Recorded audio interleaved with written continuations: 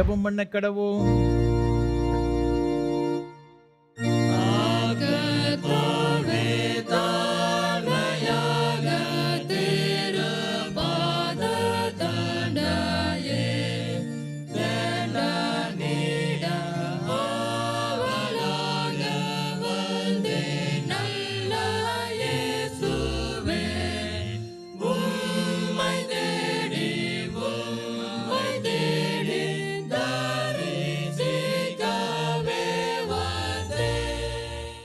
உன் செய்கைக்கு தக்க பலனை கர்த்தர் உனக்கு கட்டளையிடுவாராக.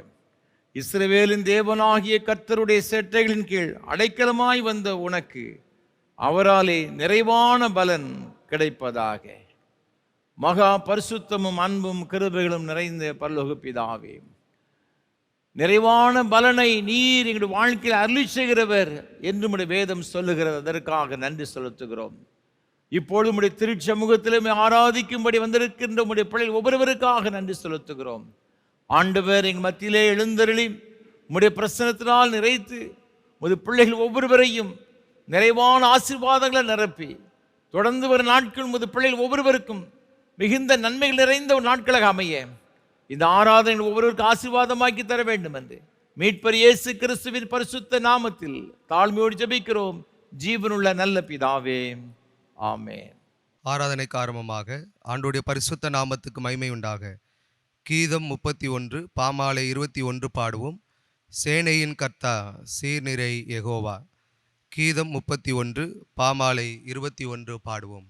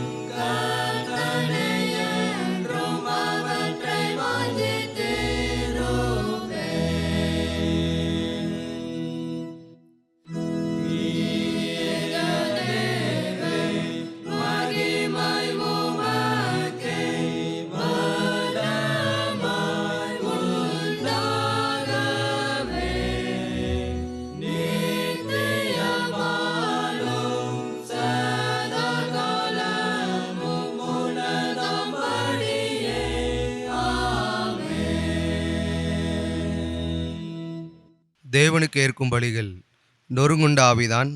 தேவனே, நொறுங்குண்டதும் நறுங்குண்டதுமான இருதயத்தை நீர் புறக்கணீர்.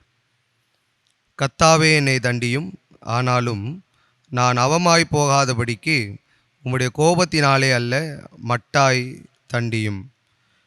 நமக்கு பாவம் இல்லை என்போமானால் நம்மை நாமே வஞ்சிக்கிறவர்களாயிருப்போம். சத்தியம் நமக்குள் இராது.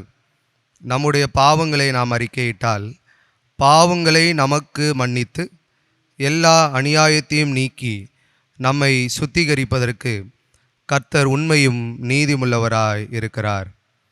பிரியமான சகோதர சகோதரிகளே, நம்முடைய பரமபிதாவாகிய சர்வ வல்லமையுள்ள தேவனுடைய அளவில்லாத தயவினாலும் இரக்கத்தினாலும் பாவ மன்னிப்பை பெறுவதற்காக நாம் செய்த பலவிதமான பாவங்களையும் அக்கிரமங்களையும் அவர் சந்நிதியில் மாயமாய் மறைத்து கொள்ளாமல் பணிவும் தாழ்மையும் துக்கமும் கீழ்ப்படிதலுமுள்ள இருதயத்தோடே அறிக்கையிட வேத வசனம் பற்பல வாக்கியங்களில் நம்மை ஏவுகிறது.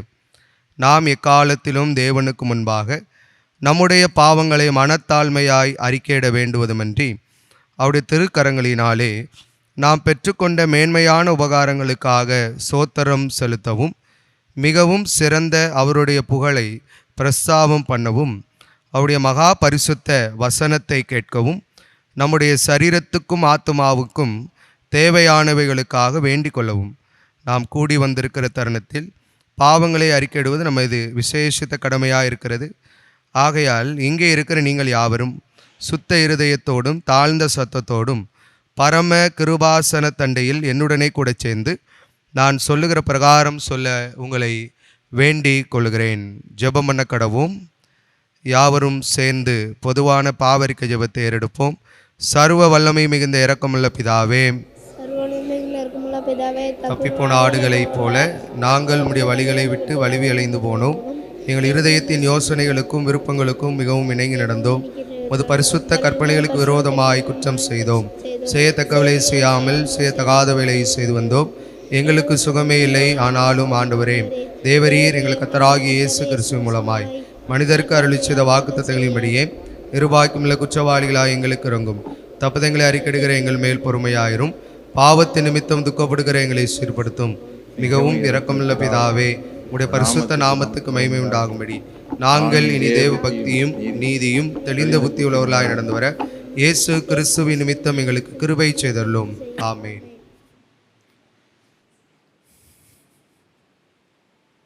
நம்முடைய கர்த்தராகிய இயேசு கிறிஸ்துவின் பிதாவாயிருக்கிற சர்வ வல்லமையுள்ள தேவன் பாவியின் மரணத்தை விரும்பாமல் அவன் தன் பாவத்தை விட்டு திரும்பி பிழைப்பதையே விரும்பி பாவத்தை நிமித்தம் துக்கப்படுகிற தமது ஜனத்துக்கு பாவ விமோசனத்தையும் மன்னிப்பையும் கூறி அறிவிக்க தம்முடைய பணிவிடைக்காரருக்கு அதிகாரத்தையும் கட்டளையும் அருளி செய்திருக்கிறார். மெய்யாய் மனம் திரும்பி தமது பரிசுத்த சுவிசேஷத்தை உண்மையாய் விசுவாசிக்கிற யாவருக்கும் அவர் பாவங்களை மன்னித்து விமோசனம் செய்கிறார்.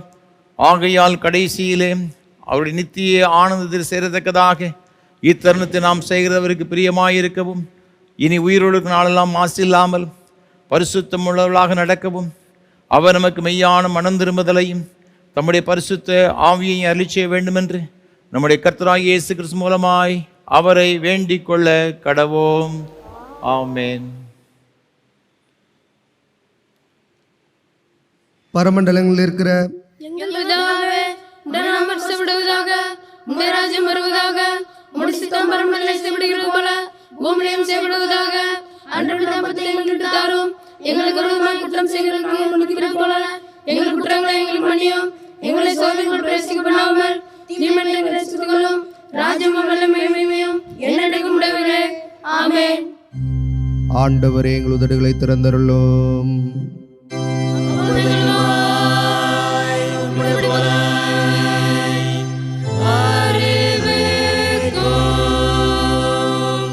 தேவனே, எங்களை ரட்சிக்க விரைவாய் வாரும். ஆண்டவரே, எங்களுக்கு சகாயம் பண்ண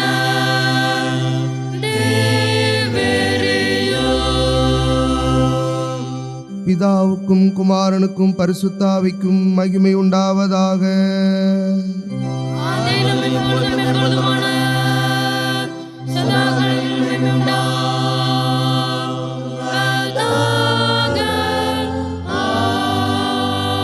ஆமென். கர்த்தரை துதியுங்கள். கர்த்தருடைய நாமம்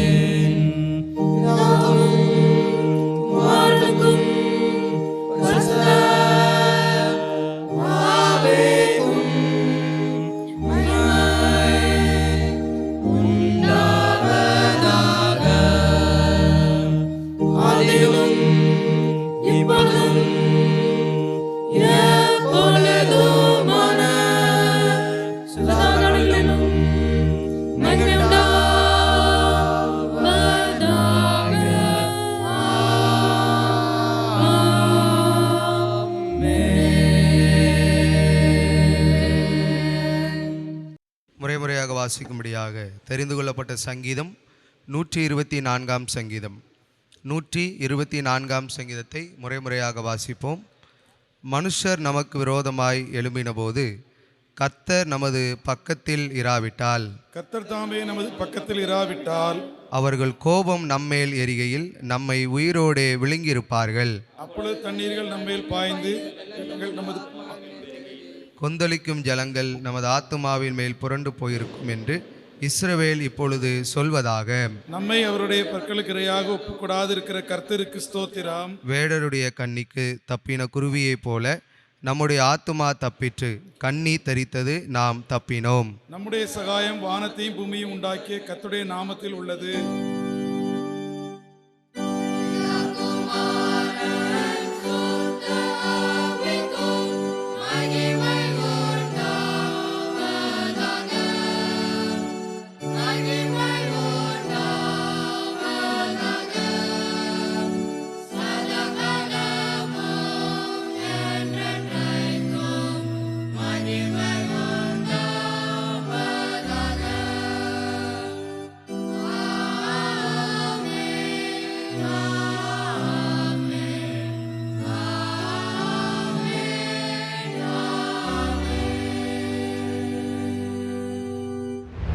வாசிக்கும்படியாக தேர்ந்தெடுக்கப்பட்டுள்ள முதலாம் வேத பாடம் யோசுவா 4ஆம் அதிகாரம் 1ஆம் வசனம் முதல் 11ஆம் வசனம் வரை.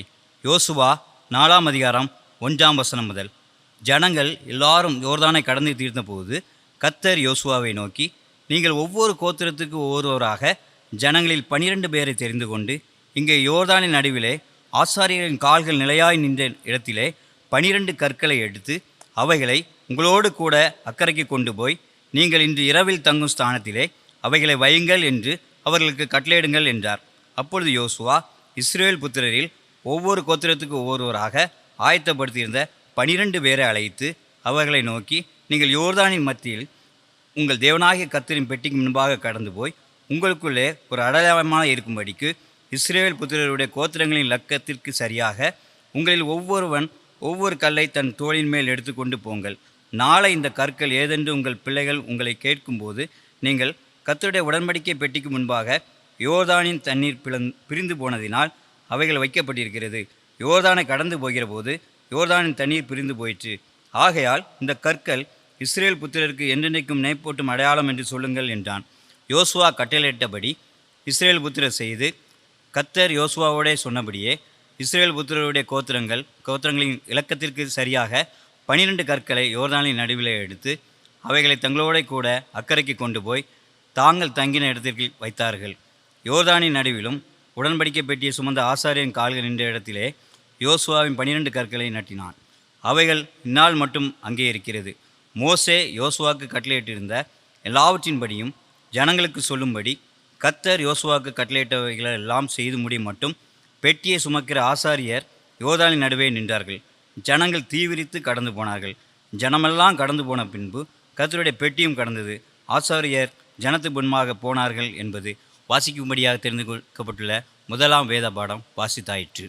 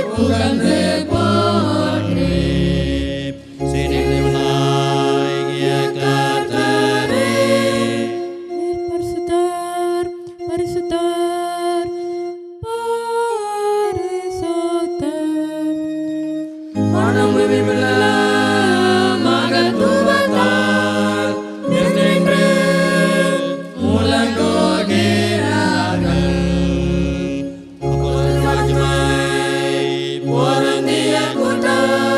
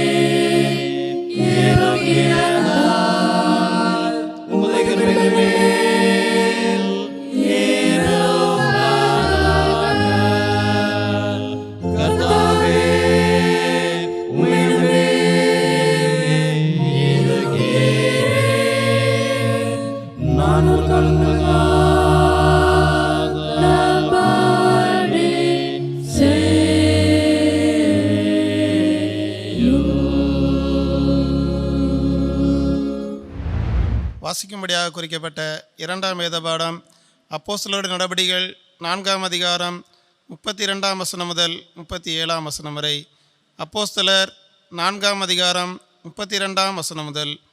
விசுவாசிகளாகிய திரளான கூட்டத்தார் ஒரே இருதயமும் ஒரே மனமும் உள்ளவர்களாயிருந்தார்கள். ஒருவனாகிலும் தனக்குள்ளவைகளில் ஒன்றையும் தன்னுடையதென்று சொல்லவில்லை. சகலமும் அவர்களுக்கு பொதுவாக இருந்தது. கர்த்தராகிய இயேசுவின் உயிர்த்தெழுதலை குறித்து அப்போஸ்தலர்கள் மிகுந்த பலமாய் சாட்சி கொடுத்தார்கள். அவர்கள் எல்லார் மேலும் பூரண கிருபை உண்டாயிருந்தது. நிலங்களையும் வீடுகளையும் உடையவர்கள் அவைகளை விற்று விற்கப்பட்டவைகளின் கிரயத்தை கொண்டு வந்து அப்போஸ்தலருடைய பாதத்திலே வைத்தார்கள். அவனவனுக்கு தேவையானதற்கு தக்கதாய் பகிர்ந்து கொடுக்கப்பட்டது. அவர்களில் ஒருவனுக்கும் ஒன்றும் குறைவாயிருந்ததில்லை. சீப்புரு தீவானும் லேவியனும் அப்போஸ்தலராலே ஆறுதலின் மகன் என்று அர்த்தங்கொள்ளும் பர்னபா என்னும் மறுபேர் பெற்றவனுமாகிய யோசே என்பவன் தனக்கு உண்டாயிருந்த நிலத்தை விற்று அதன் கிரயத்தை கொண்டு வந்து அப்போஸ்தலருடைய பாதத்திலே வைத்தான் என்பது குறிக்கப்பட்ட 2ஆம் வேத பாடம் வாசித்தாயிற்று.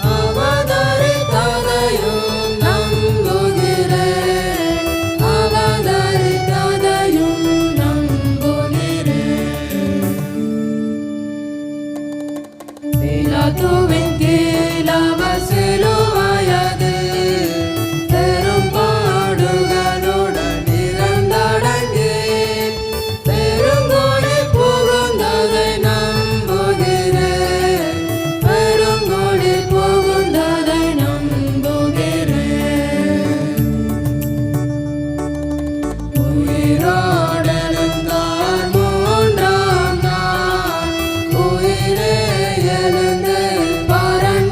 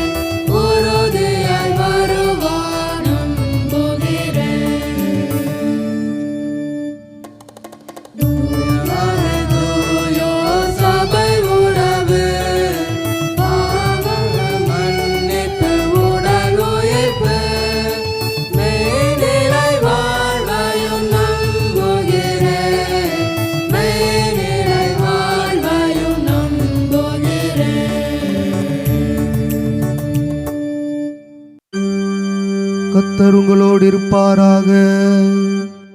அவர் உமது ஆவியோடும் இருப்பாராக. ஜெபம் பண்ண கடவோம். கர்த்தாவே இரங்கும்.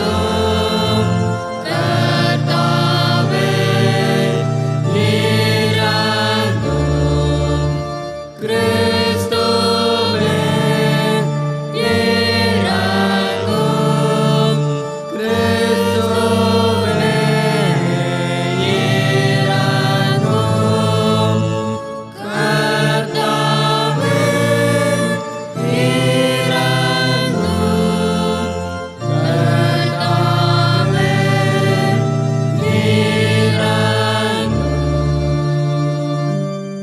பரமண்டங்களில் இருக்கிற எங்கள் பிதாவே, உம்முடைய நாமம் மகிமைப்படுவதாக. உம்முடைய ராஜ்யம் வருவதாக. உம்முடைய சித்தம் பரமண்டலத்திலே செய்யப்படுவது போல பூமியிலும் செய்யப்படுவதாக. அன்றாட எங்களுக்கு தாரும். எங்கள் விரோதமாய் குற்றம் செய்தவர்களே, நாங்கள் மன்னிக்கிறது போல எங்கள் குற்றங்களை மன்னியும். எங்களை சோதனைகள் பிரவேசிக்கப்படாமல் தீமையை ரட்சித்துக் கொள்ளும்.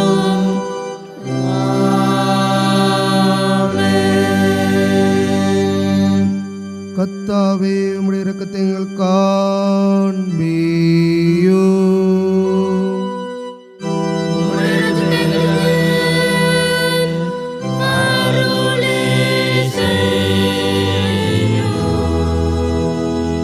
உம்முடைய பணிவுடையக்காரருக்கு நீதியை தருப்பியோ. நீர் தெரிந்து கொண்ட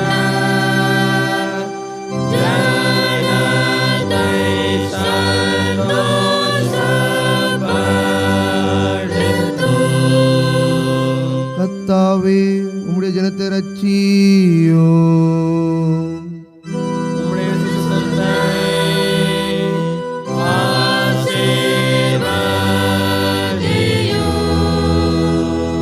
கர்த்தாவே எங்கள் காலத்து சமாதானத்தை கட்டளையிடோ.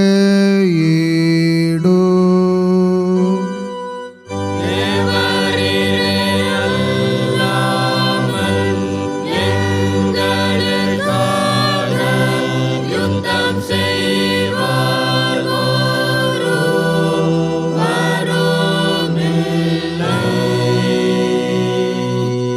பராபரனே எங்கள் இதயத்தை சுத்திகரியோ. உம்முடைய பரிசுத்தாவியை எங்களிடத்திலிருந்து எடுத்துக் கொள்ளாதேயும். சமாதானத்துக்கு காரணரும் ஏக சிந்தை விரும்புகிறவருமாய தேவனே, மை அறிவதே நித்திய ஜீவன், மை சேவிப்பதே மெய் சுவாதீனம். தேவரீரை தஞ்சமாக கொண்டிருக்கிற அடியாராகிய நாங்கள் எந்த விரோதிகளுடைய வல்லமைக்கும் பயப்படாதிருக்கும்படியாக எங்கள் சத்துருக்கள் செய்கிற எல்லா பிரயத்தனங்களிலும் நின்று எங்கள் கர்த்தராகிய இயேசு கிறிஸ்துவின் பலமினால் எங்களை காப்பாற்றி அருளும்.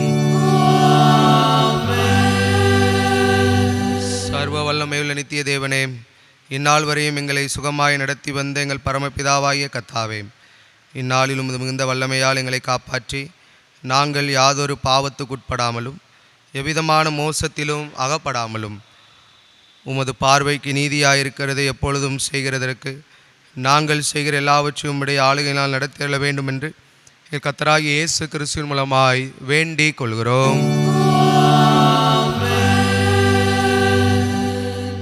மகா அதிசயங்களை செய்கிற சர்வவல்லமையுள்ள நித்திய தேவனே, எங்கள் பேராயர்கள் மேலும் ஆயர்கள் மேலும் சபை ஊழியர்கள் மேலும் அவர்கள் விசாரணைக்கு ஒப்புவிக்கப்பட்ட எல்லா சபைகள் மேலும் உமது ஆரோக்கியம் தருகிற நம்முடைய கிருபையுள்ள ஆவியை அனுப்பி அவர்கள் உமக்கு உத்தம பிரியமுள்ளவர்களாய் நடக்கும்படி ஆசீர்வாதமாகிய பணி அவர் மேல் ஓயாமல் பெய்யச் செய்துள்ளோம்.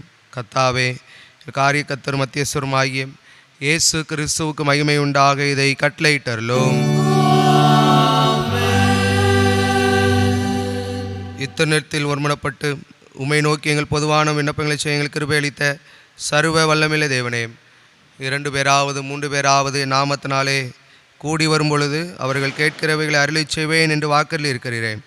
கர்த்தாவே, உமது அடியாராக எங்களுக்கு வேண்டிய நன்மைகள் உண்டாக எங்கள் விருப்பங்களை வேண்டுதலிப்பில் நிறைவேற்றி இம்மையிலே உம்முடைய சத்தியத்தை அறிகிற அறிவையும் மறுமையிலே நித்திய ஜீவனையும் கட்டளையிட்டருளும்.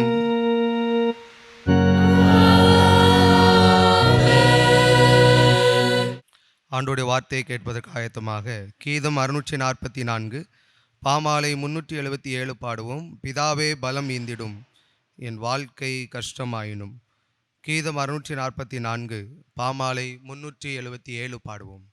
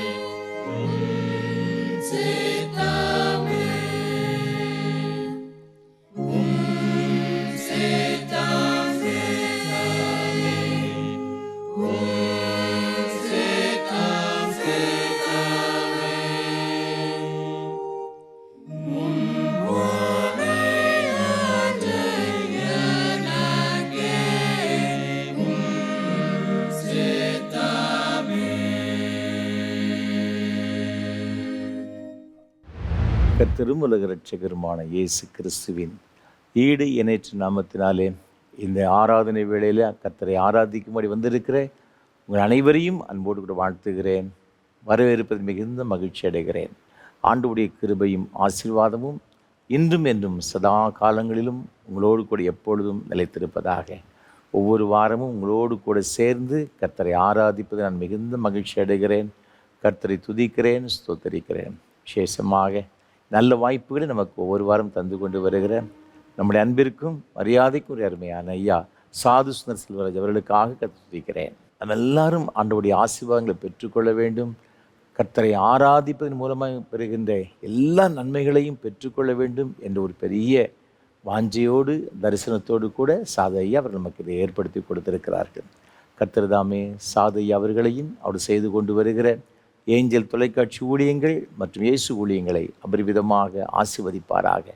நம்முடைய தனி ஜெபங்களிலே, குடும்ப ஜெபங்களிலே சாதையா அவர்களுக்காக அப்படி ஊழியங்களுக்காக ஜெபிப்போம். ஆண்டவருடைய ஆசீர்வாதங்களை பெற்றுக்கொள்வோம்.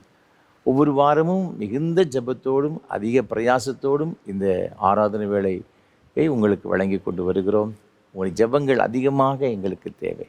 எனக்காக என்னோடு கூட இந்த ஊழியத்தில் பங்கெடுத்து கொண்டு வருகிற ஒவ்வொரு கர்த்தருடைய பிள்ளைகளுக்காகவும் விசேஷமாக ஜெபிக்கும்படியாக அன்போடு கூட உங்களை கேட்டுக்கொள்கிறேன். அது மாத்திரமல்ல, இந்த ஆராதனை வேளையை ஒளிப்பதிவு செய்வதற்கு ஏராளமான தேவைகள் உண்டு என்பதை நீங்கள் எல்லாரும் அறிந்திருக்கிறீர்கள். கர்த்தர் உங்கள் உள்ளத்தை எவ்வாறு சொன்னால் நீங்கள் தாராளமாக மனம் வந்து இதை தாங்கி ஆண்டவருடைய ஆசீர்வாதங்களை பெற்றுக்கொள்ள உங்களை அன்போடு நான் கேட்டுக்கொள்கிறேன். பல இடங்களிலே, பல நாடுகளிலே ஆலயத்திற்கு செல்ல முடியாத அநேக கர்த்தருடைய பிள்ளைகள் இருக்கின்றார்கள். வயோதிப நிலைமைக்கு அருமையான பெற்றோர்கள் இருக்கின்றார்கள். அது மாத்திரமல்ல, கிறிஸ்துவர் அல்லாத அநேக சகோதர சகோதரிகள் இந்த ஆராதனை வழி ஊழியத்தின் மூலமாக அவர்கள் ஆசீர்வதிக்கப்பட்டிருக்கிறார்கள். பெரிய பெரிய பிரச்சனைகளிலிருந்து விடுதலை பெற்றிருக்கிறார்கள் என்பதை நான் சாட்சியாக கேட்டு கர்த்தரை துதிக்கிறேன், ஸ்தோத்தரிக்கிறேன். ஆகவே நீங்கள் செய்கின்ற இந்த உதவிகள் அநேக மக்களுடைய ஆத்மாவுக்கும் ஆவிக்கும் சரீரத்திற்கும் மிகுந்த பிரயோஜனமாக இருக்கிறது என்று சந்தேகம் கிடையாது. ஆக நீங்கள் இந்த ஊழியங்களுக்காக நீங்கள் ஜெபிக்கிறது மாத்திரமல்ல, உங்களை இயன்றதை நீங்கள் கொடுத்து இந்த ஊழியத்தை ஆதரிக்க உங்களை அன்போடு கூட நான் கேட்டுக்கொள்கிறேன். இந்த நாளிலும் கூட இந்த ஆராதனை வேளையை தாங்க முன்வந்திருக்கின்ற சென்னையை சார்ந்த திரு ஷேலோ விஜயகுமார் அவர்களுக்காக ஆண்டவர் துதிக்கிறேன், ஸ்தோத்தரிக்கிறேன். அவருடைய அன்புக்குரிய துணைவியார் திருமதி ஆலிவ் மாலதி அம்மா அவர்களுக்காக ஆண்டவர் துதிக்கிறேன், ஸ்தோத்தரிக்கிறேன். நம்முடைய ஊழியங்களை அதிகமாக நேசிக்கிறவர்கள், நமக்காக அதிகமாக ஜெபிக்கின்ற ஒரு அருமையான குடும்பத்தினர், அதற்காக கர்த்தரை துதிக்கிறேன். விசேஷமாக அன்புக்குரிய ஐயா திரு ஷேலோ விஜயகுமார் அவர்கள் தன்னுடைய 80வது பிறந்த நாட்களை காணும்படியாக தேவன் கிருபை பாராட்டினார். அது மாத்திரமல்ல, அவர்கள் கடந்த நாட்களில் தன்னுடைய 50வது திருமண ஆண்டையும் காணும்படியாக தேவன் கிருபை செய்திருக்கிறார். உள்ளத்தின் ஆழத்திலிருந்து கர்த்தரை துதிக்கிறேன், ஸ்தோத்தரிக்கிறேன். ஆண்டவர் தாமே தர்மையான தம்பதிகளை அபரிவிதமாக ஆசீர்வதிப்பாராக.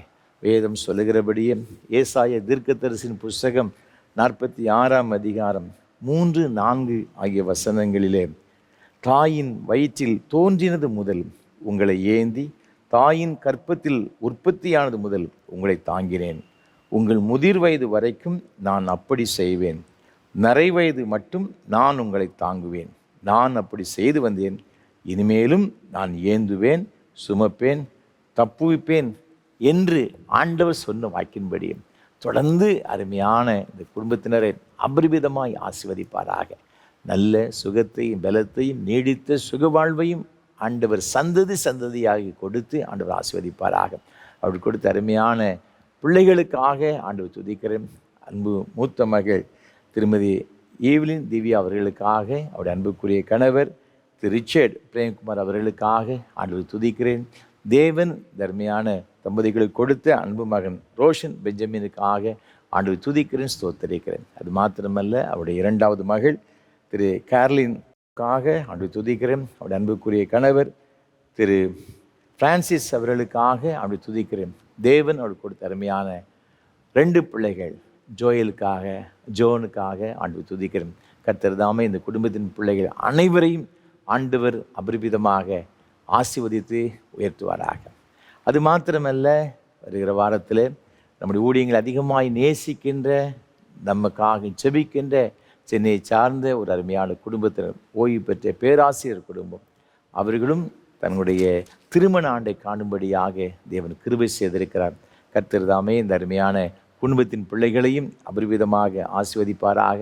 அருமையான அடியார்களுக்கு நல்ல சுகத்தையும் பலத்தையும் நீடித்த சுகவாழ்வை ஆண்டு கொடுத்து வழிநடத்துவாராக.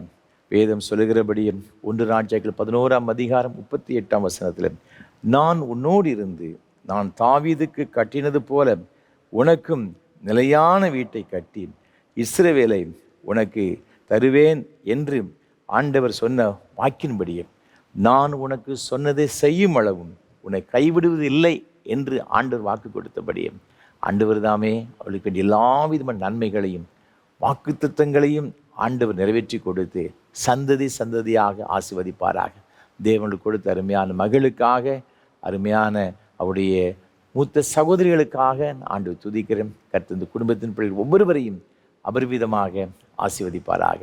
அது மாத்திரமல்ல, இந்த ஊழியங்களுக்காக பல வகையிலும் ஜெபிக்கிற, இந்த ஊழியங்களை ஆதரிக்கிற தாங்கிறவங்க எல்லாருக்காகவும் ஆண்டவர் துதிக்கிறேன். கர்த்தர் அனைவரையும் ஆசீர்வதித்து உயர்த்துவாராக. தேவ கிருபை நம் அனைவரோடு கூட இருப்பதாக. ஆமென். தொடர்ந்து கர்த்தர் நம்மோடு கூட பேசும்படியாக நாம் ஜெபம் செய்வோம். நேசிக்கிற நல்ல தகப்பனே, உம்முடைய திருவார்த்தைகளை நாங்கள் கேட்க வந்திருக்கிறோம். நீர் ஜீவனுள்ள ஆண்டவர், வானத்துக்கும் பூமிக்கும் தேவனாகிய கர்த்தர். உம்முடைய திருவார்த்தைகளை ஆண்டவரே நீர் எங்களோடு கூட பேசும்படியாக, திருவார்த்தைகள் மூலமாக எங்களை பலப்படுத்தும்படியாக நாங்கள் ஜெபிக்கிறோம். இன்றைக்கு நாங்கள் கேட்கிற உம்முடைய வசனங்கள் எங்கள் ஒவ்வொருவருக்கும் மிகுந்த ஆசீர்வாதமாக இருக்க உதவி செய்யும். தாழ்த்தி உமது கரத்தில் ஒப்பு கொடுக்கிறோம், பொறுப்படுத்திக்கொள்ளும். இயேசு கிறிஸ்துவின் மூலம் ஜெபிக்கிறோம் நல்ல பிதாவே. ஆமென், ஆமென். ஆண்டவருடைய கிருபை உங்கள் அனைவரோடு கூட எப்பொழுதும் நிலைத்திருப்பதாக. இந்த நாளிலும் கூட நம்ம எல்லாருக்கும் ஆசீர்வாதமாக இருக்கும்படியாக நமக்கு கொடுக்கப்பட்டிருக்கின்ற தியான பொருள் ஐக்கியப்படுத்தும் விசுவாசம். விசுவாசத்தை குறித்து நாம் இன்றைக்கு சில காரியங்கள் உங்களோடு கூட பகிர்ந்து கொள்ள விரும்புகின்றேன். எபிரேயர்கள் நிருபம் 11ஆம் அதிகாரம் 6ஆம் வசனத்தை வாசித்து பார்க்கும் பொழுது, விசுவாசம் இல்லாமல் தேவனுக்கு பிரியமாய் இருப்பது கூடாத காரியம் என்று சொல்லப்பட்டிருக்கிறது. நம்முடைய கிறிஸ்தவ வாழ்க்கையில் விசுவாசம்தான் அஸ்திவாரம். 1 கொரிந்தியர் நிருபம் 13ஆம் அதிகாரம் முழுவதுமாக நீங்கள் வாசித்து பார்க்கும் பொழுது அங்கு அன்பை குறித்து வேதத்தில் எழுதப்பட்டிருக்கிறது. வேத புஸ்தகத்தில் அன்பு என்று ஒரே ஒரு சொல்லுக்காக ஒரு அதிகாரத்தையே ஆண்டவராக இதுக்கு கர்த்தர் ஒதுக்கி வைத்திருக்கிறார். அதில் 13 வசனங்கள் இருக்கிறது. அது 13ஆவது வசனத்தை வாசித்து பார்க்கும் பொழுது வேதம் சொல்லுகிறது, விசுவாசம், நம்பிக்கை, அன்பு, இதை 3 நிலைத்திருக்கிறது என்று சொல்லப்பட்டிருக்கிறது. இந்த வசனத்தில் வாசித்து பார்க்கும் பொழுது இதை விசுவாசம், நம்பிக்கை, அன்பில் முதல்ல விசுவாசம், அந்த வசனத்தை முடிக்கும் பொழுது இது அன்பே பெரியது என்று எழுதப்பட்டிருக்கிறது. அன்பு மிகவும் பெரியது, சந்தேகம் கிடையாது. அதே வேளையில் விசுவாசம் முக்கியமானது என்று வேதத்தில் சொல்லப்பட்டிருக்கிறது பார்க்கிறோம். ஆகவே நீங்கள் 11ஆம் அதிகாரம் எபிரேயருக்கு நிருபத்தில் வாசித்து பார்க்கும் பொழுது விசுவாசத்திற்கென்று கர்த்தர் ஒரு அதிகாரத்தை ஒதுக்கி இருக்கிறார். இதில் கிட்டத்தட்ட 40 வசனங்கள் இருக்கிறதாக வேதத்தில் பார்க்கிறோம். பழைய ஏற்பாட்டு காலத்தில் கர்த்தருக்காய் வைராக்கியமாய் வாழ்ந்த இந்த பரிசுத்தவான்கள் எவ்வளவு விசுவாசம் உடையவராக இருந்தார்கள். அது ஒரு ஆச்சரியமான ஒரு காரியம். 5ஆம் வசனத்தில் நாம் பார்க்கும் பொழுது, விசுவாசத்தினாலே ஏனோக்கு மரணத்தை காணாதபடிக்கு எடுத்துக்கொள்ளப்பட்டான், தேவன் அவனை எடுத்துக்கொண்டபடியினாலே அவன் காணப்படாமல் போனான், அவன் தேவனுக்கு பிரியமானவன் என்று அவன் எடுத்துக்கொள்ளப்படுவதற்கு முன்னமே சாட்சி பெற்றான். தேவனுக்கு மிகவும் பிரியமானவன். ஏன் தெரியுமா? அவன் ஒரு பெரிய ஒரு விசுவாச வீரன். ஏன்னா விசுவாசம் இல்லாமல் யாருமே ஆண்டவருக்கு பிரியமாக இருக்கவே முடியாது. அன்பான ஆண்டவருடைய பிள்ளைகளே, இன்றைக்கு நம்முடைய கிறிஸ்தவ வாழ்க்கையில் நமக்கு இன்றி அமையாதது என்னவென்றால் விசுவாசம். நமக்கு தேவையான ஒன்று, அதிகமான ஒன்று, முக்கியமான ஒன்று விசுவாசம். என் ஆண்டவர் இதில் பிரியப்படுகிறார். நாம் கடந்து போகிற பாதைகளிலே கடினமான சூழ்நிலைகளை நாம் சந்திக்க வேண்டிய ஒரு நிலைமை ஏற்படும் பொழுது அநேகர் விசுவாசத்திலே சோர்ந்து விடுகிறோம். அநேகர் பின்வாங்கி சென்று விடுகிறார்கள். அதில் நிலைத்திருப்பதற்கு நமக்கு என்ன தேவைன்னு பார்த்தீங்கன்னா விசுவாசம். தேவன் ஒரு உண்டென்று நாம் என்ன செய்யணும், அதில் தான் நம்முடைய நம்பிக்கையை ஆழமாய் வெளிப்படுத்துகிறது. அந்த சூழ்நிலையில் தான் நம்ம வெளிப்படுத்த முடியும். ஆக இந்த விசுவாசம் ரொம்ப ரொம்ப அவசியம். இந்த விசுவாசம் என்ன செய்யணும்னு பார்த்தீங்கன்னா ஒரு பெரிய ஐக்கியத்துக்குள்ளாக நம்மை கொண்டு வந்து விடுகிறது. இந்த விசுவாசம் நம்ம ஐக்கியத்தை நமக்குள்ளாகி கொடுக்கிறதாக வேதத்தில் பார்க்கிறோம். ஆதி திருச்சபையின் காலத்தில் நம்ம வாசித்து பார்க்கும் பொழுது திரளான ஜனங்கள் ஆண்டவரை ஏற்றுக்கொண்டார்கள். ஏற்றுக்கொண்டவர்களை குறித்து இங்கே வேதத்தில் வாசித்து பார்க்கும் பொழுது இங்கு அப்போஸ்தலர் நடவடிக்கைகளின் புஸ்தகம் 4ஆம் அதிகாரம் 32ஆம் வசனத்தில் இவ்வாறாக சொல்லுகிறது, விசுவாசிகளாகிய திரளான கூட்டத்தார் ஒரே இருதயமும் ஒரே மனமும் உள்ளவர்களாய் இருந்தார்கள். ஒருவனாகிலும் தனக்குள்ளவைகளில் ஒன்றையும் தன்னுடையதென்று சொல்லவில்லை, சகலமும் அவர்களுக்கு பொதுவாய் இருந்தது. இங்கு அப்போஸ்தலர்கள் ஆதி திருச்சபையின் காலத்தில் இயேசு கிறிஸ்துவுடைய உயிர்த்தெழுதலை குறித்தும் அவருடைய அவர் செய்த காரியங்களை குறித்து பிரசங்கம் பண்ணினார்கள். முதல் பிரசங்கத்தில் 3000 பேர் ரட்சிக்கப்பட்டார்கள் என்று வேதத்தில் நாம் பார்க்கின்றோம். அதற்கு அடுத்தால் போய் நீங்கள் 4ஆம் அதிகாரத்தில் வாசித்து பார்க்கும் பொழுது இங்கு 4ஆம் வசனம் சொல்லுகிறது, வசனத்தை கேட்டவர்களில் அநேகர் விசுவாசித்தார்கள், அவர்கள் தொகை ஏறக்குறைய 5000 இருந்தது என்று சொல்லப்பட்டிருக்கிறது. முதல்ல 3000, பிறகு 5000, அநேகர் விசுவாசித்தார்கள். இந்த விசுவாசித்தவர்கள் எல்லாரும் என்ன செய்தாங்கன்னு பார்த்தீங்கன்னா, அதே 32ஆம் வசனத்தில் எல்லாரும் ஒன்றாய் இணைக்கப்பட்டிருந்தார்கள். ஒரே இருதயம் இருந்துச்சு, ஒரே மனம் இருந்துச்சு. அப்போ இந்த விசுவாசம் ஒரு மனிதனுடைய வாழ்க்கையில் வரும்பொழுது என்ன நடக்குன்னு பார்த்தீங்கன்னா, இந்த விசுவாசிகள் எல்லாருக்கும் ஒரு பெரிய ஐக்கியத்தை ஆண்டவர் கொண்டு வருகிறதை பார்க்கிறோம். உண்மையான விசுவாசி பிறரோடு என்ன செய்வான்னா உடன் விசுவாசிகளோடு கூட ஐக்கியம் உள்ளவனாக இருப்பான். இன்றைக்கு திருச்சபைகளில் இன்றைக்கு இதை நாம் பார்க்க முடியலை. அநேக இடங்களில் பிரிவினைகளை நாம் பார்க்கின்றோம். அப்போ அது காரணம் என்னென்னா, இந்த விசுவாசத்தில் ஏதோ ஒரு குளறுபாடு இருக்கிறது, ஏதோ ஒரு பிரச்சனை இருக்கிறது என்று தான் பொருள் கொள்ள வேண்டும். ஆதி திருச்சபையில் ஆண்டவரை ஏற்றுக்கொண்ட 4000 பேர் 5000 பேர் அவர்கள் எல்லாம் ஒரே இருதயமாக இருந்துச்சு. எல்லாருக்கும் தன்னுடைய சொத்தெல்லாம் விற்று பொதுவாக அப்போஸ்தலருடைய பாதத்தில் கொண்டு வந்து வச்சாங்க. அவர்களுக்கு ஒரு குறைவில்லை, ஒன்றும் குறைபட்டு போனதில்லை. அப்படி எல்லா தேவைகளும் சந்திக்கப்பட்டது என்பதாக வேதத்தில் பார்க்கிறோம். காரணம் என்னன்னு பார்த்தீங்கன்னா, அவருடைய விசுவாச வாழ்க்கை ஒரு முன்மாதிரியான ஒரு வாழ்க்கையாக இருக்கின்றதை நாம் பார்க்கின்றோம். இன்றைக்கு சபைகளில் ஆண்டவர் எதிர்பார்க்கிறார். விசுவாசி அப்படின்னு சொல்லியாச்சுன்னா அந்த விசுவாசிகள் ஒருவருக்குள்ளாக ஐக்கியம் உடையவர்களாக இருக்கணும். நமக்குள் பிரிவினைகள் இருக்கக்கூடாது. ஒரே இருதயம் ஒரே மனமும் உடையவர்களாக இருந்தார்கள். டாக்டர் பாலியாங்கிச்சோ அவருடைய செய்தி ஒன்றை நான் சமீபத்தில் கேட்டேன். அவர் சொன்னார், எங்கள் சபையில் லட்சக்கணக்கான மக்கள் இருக்கிறாங்க. கிட்டத்தட்ட 8-9 லட்சத்திற்கு அதிகமான விசுவாசி அவருடைய சபையில் இருக்கிறாங்க. 1000க்கும் அதிகமான சபை மூப்பர்கள் இருக்கிறாங்க. அவர் சொல்கிறாரு, எங்கள் சபை மூப்பர்களுக்குள்ளாக எந்த விதமான பிரிவினையும் வந்தது கிடையாது என்று அவர் சொன்னதை கேட்டு ரொம்ப ஆச்சரியம் அடைந்தேன். நமக்குள்ளே பாருங்கள், சின்ன சபைகள் தான் இருக்கிறது, ஒரு கொஞ்சம் விசுவாசிகள் தான் இருக்கிறது. ஆனால் அவர்களுக்குள்ளாக சில கருத்து வேறுபாடுகள், பிரச்சனைகள் இருக்கிறதை நாம் பார்த்து உண்மையிலே நாம் வேதனைப்பட வேண்டிய ஒரு சூழ்நிலைகளிலே நாம் இருக்கிறதை நாம் அறிந்திருக்கின்றோம். அப்போ உண்மையான ஒரு விசுவாசி இருப்பான்னு சொன்னால் எல்லாரிடத்திலும் ஐக்கியமாக இருப்பான். இது என்னத்தை கொண்டு வருகிறது அப்படின்னு பார்த்தீங்கன்னா, இந்த ஒற்றுமை, இந்த ஐக்கியம் ஒரு பெரிய எழுப்புதலை கொண்டு வந்து விடுகிறது. அதனால தான் ஆண்டவராக இருக்கிற இயேசு கிறிஸ்து ஜெபிக்கும் பொழுது சொன்னார், யோவான் 17:21 அவர்கள் எல்லாரும் ஒன்றாய் இருக்கவும், பிதாவே நீர் என்னை அனுப்பினதை உலகம் விசுவாசிக்கிறதற்காக நீர் என்னிலேயும் நான் உம்மிலேயும் இருக்கிறது போல அவர் எல்லாரும் நம்மில் ஒன்றாயிருக்கவும் வேண்டிக் கொள்கிறேன். இந்த பிரதான ஆசாரியருடைய ஜெபம் அப்படின்னு சொல்லுவாங்க யோவான் 17 அவர் சொல்கிறாரு, ஆண்டவரே அவர் எல்லாரும் ஒன்றாக இருக்கணும்ப்பா. எப்படியா? நானும் பிதாவும் எவ்வாறு ஒன்றாக இருக்கிறோமோ அதே போல் அவர்கள் எல்லாரும் நம்மில் ஒன்றாக இருக்கணும், அவர்கள் ஒற்றுமையாக இருக்கணும் என்று அவர் ஜெபிக்கின்றதை நாம் பார்க்கிறோம். இயேசு கிறிஸ்து நம்ம எல்லாரும் ஒற்றுமையாக ஐக்கியமுடையவர்களாக இருக்க வேண்டும் என்று தேவன் எதிர்பார்க்கிறார். நீங்கள் சங்கீதங்கள் புஸ்தகம் 133 சங்கீதத்தை வாசித்து பார்க்கும் பொழுது ஒரு அருமையான ஒரு சங்கீதம், ஒற்றுமையாக இருக்க வேண்டும் என்பதற்காக அதன் மூலமாய் வருகிற ஆசீர்வாதங்களை குறித்து மிக அழகாக சொல்லுகிறது. இதோ சகோதரர் ஒருமித்து வாசம் பண்ணுகிறது, எத்தனை நன்மையும் எத்தனை இன்பமாக இருக்கிறது. அப்போ ஒன்றாய் கூடியிருந்தாலே அது ஒரு பெரிய நன்மை. அது மாத்திரமல்ல, அது பெரிய ஒரு இன்பம் என்று சொல்லப்பட்டிருக்கிறது. அது ஆரோடைய சிரசின் மேல் ஊற்றப்பட்டு அவருடைய தாடியிலே வடிகிறதும் அவருடைய அங்கிகளின் மேல் இறங்குறதுமான நல்ல தைலத்துக்கும் எருமோன் மேலும் சியோன் பர்வதங்கள் மேலும் இறங்கும் பனிக்கும் ஒப்பாயிருக்கிறது. அங்கே கர்த்தர் என்றென்றைக்கும் ஆசீர்வாதத்தையும் ஜீவனையும் கட்டளையிடுகிறார். அப்போ விசுவாசிகள் எல்லாரும் ஒன்றாய் கூடி ஒரு மனதோடு கூட இருக்கும் பொழுது அது ஒரு பெரிய நன்மைகளை கொண்டு வருகிறது.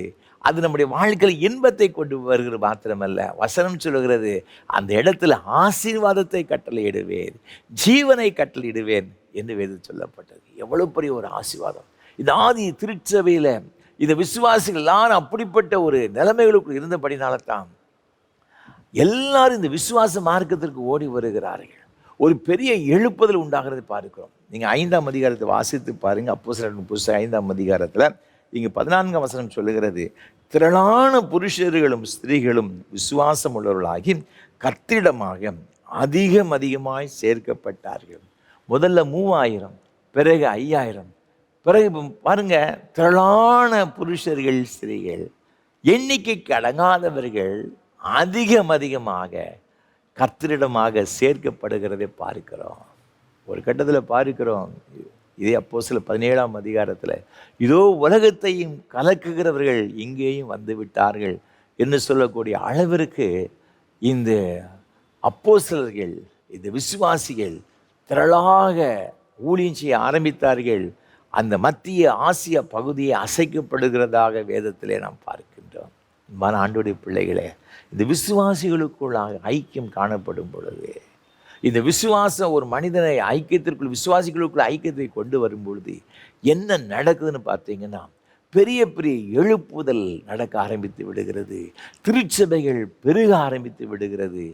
குடும்பங்கள் ரட்சிப்புக்குள்ளாய் வர ஆரம்பித்து விடுகிறது. குடும்பத்தில் ஒரு பெரிய சந்தோஷம், பெரிய நன்மைகள், பெரிய இன்பங்கள். நீங்கள் யோசித்து பாருங்கள், நம்ம குடும்பத்தில் எல்லாரும் ரட்சிக்கப்பட்டிருந்தாங்கன்னா அந்த குடும்பம் எவ்வளோ பெரிய சந்தோஷமாக இருக்குது தெரியுமா? குடும்பத்தில் யாராவது ஒருத்தர் ரட்சிக்கப்படாமல் பாவத்துக்கு அடிமைப்பட்டிருந்தாங்க வச்சுக்கோங்களேன், துன்மார்க்கரான ஒரு வாழ்க்கை வாழ்ந்து கொண்டு இருக்கிறான்னு வைத்துக்கொள்ளுங்க, அந்த குடும்பத்தில் எவ்வளோ பெரிய வேதனையை கொண்டு வரும். அந்த குடும்பத்தில் உள்ள எல்லாரும் ஒரு நல்ல ஒரு விசுவாசிகளாக இருக்கும் பொழுது, கர்த்தரை ஏற்றுக்கொண்டவர்களாக இருக்கும் பொழுது, அந்த குடும்பத்தில் என்ன இருக்கும் தெரியுமா? ஐக்கியம் இருக்கும், சமாதானம் இருக்கும், மகிழ்ச்சி இருக்குங்க. ஒரு பெரிய ஒரு ஆசீர்வாதம். ஆண்டவர் அதை எதிர்பார்க்கிறார். நமக்குள்ளாக இந்த விசுவாசம் விசுவாசம் நமக்குள்ளாக இருக்கும் பொழுது, இந்த விசுவாசம் என்ன செய்யுதுன்னு பார்த்தீங்கன்னா, ஒரு பெரிய எழுப்புதலை கொண்டு வருகிறது. திரள் கூட்ட ஜனங்கள், விசுவாசிகள் எல்லாரும் ஒன்றாய் கூடி வருகிறார்கள். இவளை பார்த்து ஜனங்கள் ரட்சிக்கப்பட்டு சபைகள் சேர்க்கப்படுகிறார்கள். இவளெல்லாம் அது காரணம், எல்லாம் ஒன்றா கூடி ஜெபம் பண்ணுறாங்க.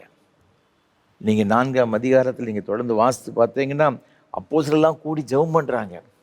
இந்த 30, 31 ஆகிய வசனங்கள் வாசித்து பார்க்கும்பொழுது, அவன் ஜெபம் பண்ணின போது அந்த இடங்களெல்லாம் அசைக்கிறது. ஏன் எழுப்புதல் விட்டான்னு பார்த்தீங்கன்னா, எல்லாம் கூடி ஜெபம் பண்ணுறாங்க. அப்போ விசுவாசத்தோடு கூட, ஒரு மனதோடு கூட சேர்ந்து ஜெபிக்கும் பொழுது ஒரு பெரிய அசைவு உண்டாகிறது. ஸ்காட்லாந்து தேசத்தினுடைய மேற்கு கடல் பகுதியில் ஹெப்ரட்டிஸ் தீவுகள் இருக்கிறதை நாம் அறிந்திருக்கின்றோம். கடந்த நூற்றாண்டிலே 1949களில் அந்த பகுதியில் ஏராளமான சபைகள் இருக்கிறது, ஆராதனைகள் உண்டு. ஆனால் எந்த சபைகளிலும் அனல் கிடையாது, குளிர்ந்து போட ஒரு நிலைமை, சடங்காச்சாரமான ஒரு ஆலயங்கள் இருந்துச்சு. ஆனால் ஆராதனை நடைபெற்றாலும் கூட ஆத்துமாக்கள் ஆராதனைக்கு என்ன செய்யலாம் வருகிறது கிடையாது. ஒரு நிர்விசாரமான ஒரு வாழ்க்கை, பாவம் நிறைந்த ஒரு வாழ்க்கை, துன்மார்க்கமான ஒரு வாழ்க்கை வாழ்ந்து கொண்டு வந்தார்கள். 2 சகோதரிகள் ஆண்டவருடைய சமூகத்தில் இந்த ஜனங்களுடைய ரட்சிப்புக்காக ஜெபம் பண்ண ஆரம்பித்தார்கள். ஒருவருடைய பெயர் இங்கே பெஸ்கி ஸ்மித் அப்படின்னு சொல்கிறாங்க. இன்னொரு சகோதரி கிறிஸ்டின் ஸ்மித். இந்த பெக்கி ஸ்மித் அவர்கள் கண் அவர்களுக்கு தெரியாது, பார்வையற்ற ஒரு அம்மா. இந்த கிறிஸ்டின் ஸ்மித் என்பவர்கள் அவர்கள் ஒரு வளைந்த முதுகு உடையவர்கள். அவங்க ரொம்ப நிமிரவே முடியாது. இப்படிப்பட்ட 2 பேரும் ஒரு மாற்றுத்திறனாளிகள். ஒரு அம்மாவுக்கு 84 வயசு, இன்னொரு அம்மாவுக்கு 82 வயசு. இந்த ஸ்காட்லாந்து தேசத்தில் இந்த மேற்கு கரையோர பகுதியில் இருந்த இந்த ஹெப்ரட்டிஸ் தீவுகளை பற்றி, அதனுடைய நிர்விசாரமான தன்மையை பற்றி கேள்விப்பட்டு ஆண்டவருடைய சமூகத்தில் துக்கப்பட்டு கதறி அழுது ஜெபம் பண்ணினாங்க. 2 பேரும் ஒரு மனத்தோடு கூட ஜெபம் பண்ண ஆரம்பித்தாங்க. பல நாட்கள் உபவாசித்தார்கள், பல இரவுகள் விழித்திருந்து ஜெபிக்க ஆரம்பித்தாங்க. அதோடைய விளைவு என்ன அப்படின்னு பார்த்தீங்கன்னா, திடீரென்று அங்கு ஒரு ஊழியக்காரர் வந்தார். காம்பல்னு சொல்லப்பட்ட ஒரு தேவ மனுஷன். அவர் வேறு ஒரு இடத்திற்கு செல்வதற்காக அவர் பிரயாணப்படுகின்ற சூழ்நிலையில் கர்த்தர் இந்த தீவுக்கு செல்லும்படியாக ஆண்டவர் அவரை ஏவினார். அவர் ஒரு பிரசித்தி பெற்ற ஒரு ஊழியக்காரர் கிடையாது. அவர் ஒரு பெரிய இந்த பேனர் உள்ள நேம் உள்ள ஒரு ஊழியக்காரெலாம் கிடையாது. சாதாரணமான ஒரு மனுஷன், யாருமே அவருக்கு தெரியாது. ஆண்டவர் நடத்தினபடினால் இங்கே பிரசங்கம் பண்ண ஆரம்பித்தார்.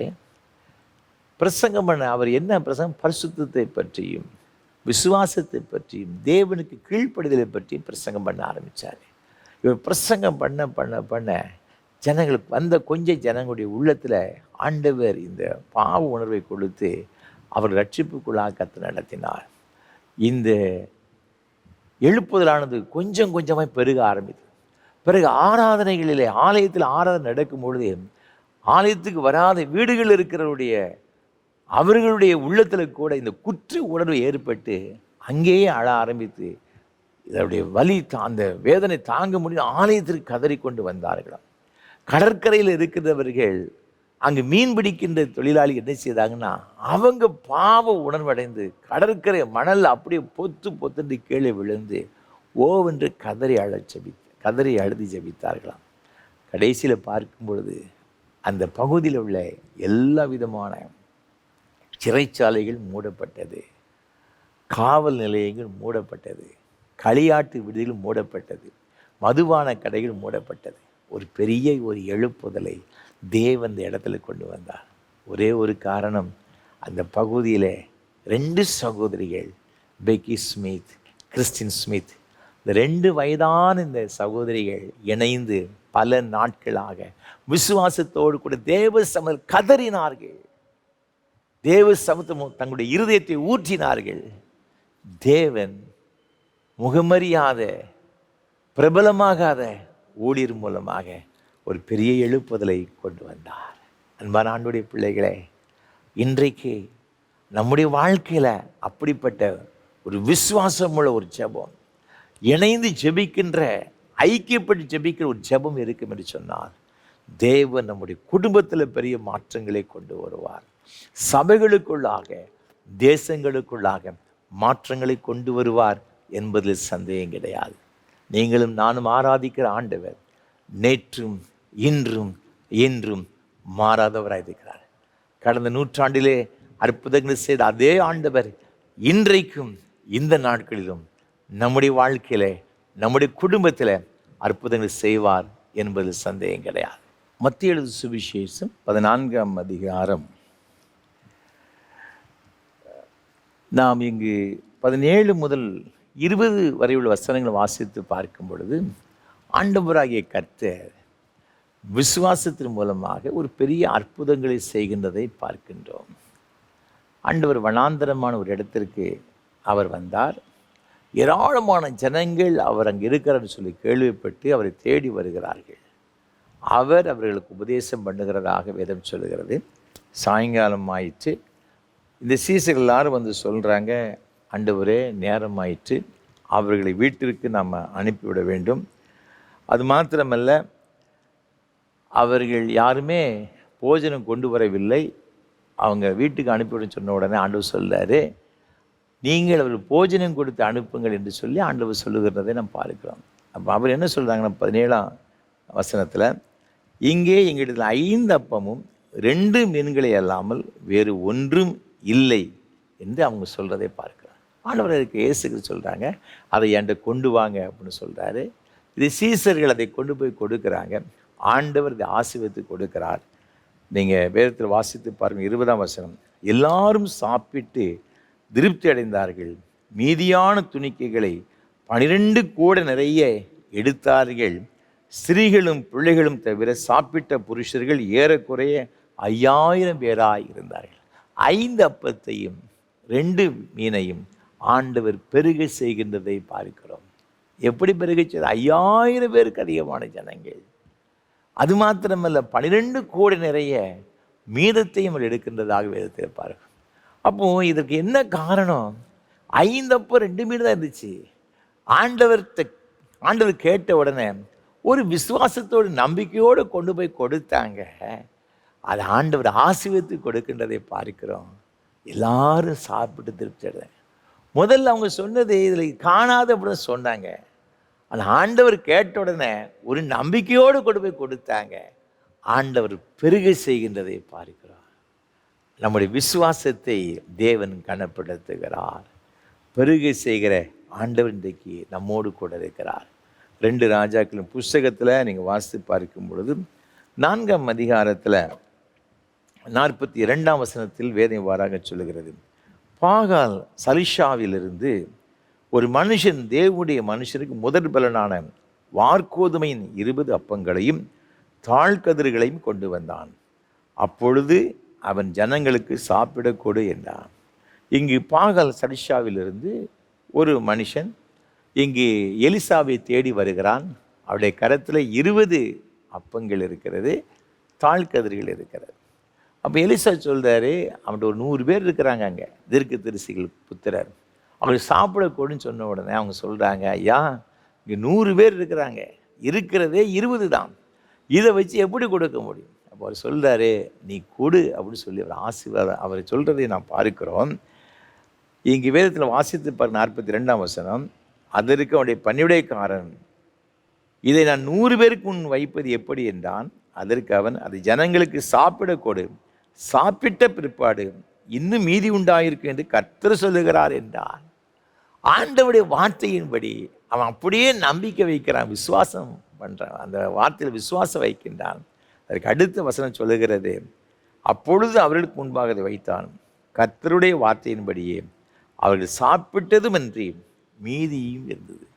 20 அப்பம் 100 பேருக்கு அதிகமான பேர் சாப்பிட்டது மாத்திரமல்ல, மீதியானதையும் எடுக்கின்றதாக வேதத்தில் பாருங்கள். அன்பான ஆண்டவருடைய பிள்ளைகளே, நம்முடைய விசுவாசத்தை கனப்படுத்தி நம்முடைய வாழ்க்கையிலே ஒரு பெருக்கத்தை கொண்டு வருகிற ஆண்டவர். ஆதியாகமம் 26ஆம் அதிகாரத்தில் வாசித்து பார்க்கும் பொழுது, ஈசாக்கு கேராரூரில் இருக்கிறான். ஒரு பெரிய பஞ்சம் ஒன்று வருகிறது. அவன் நினைக்கிறான், எகிப்திற்கு போகலாமா? ஆண்டவர் சொல்றாரு, நீ எங்கேயும் போகாத.